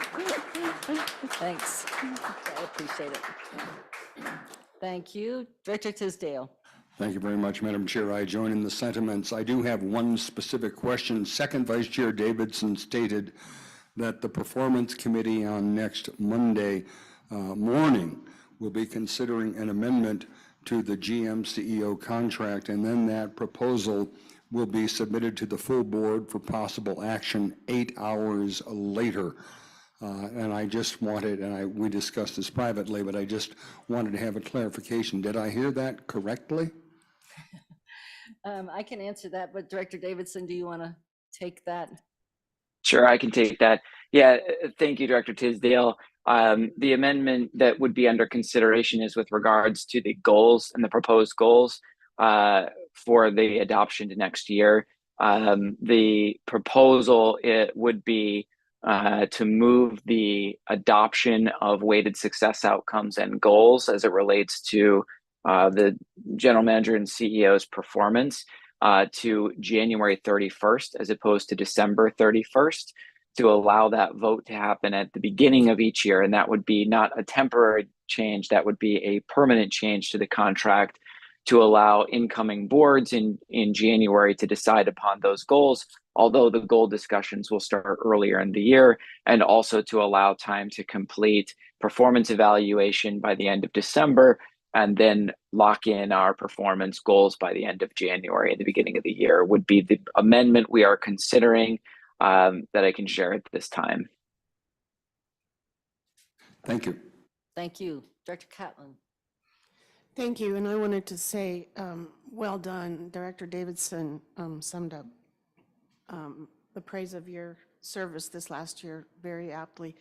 I think one thing I would like to add was that the surveys that we were presented that showed the remarkable improvement in customer satisfaction and employee satisfaction, and especially as it relates to national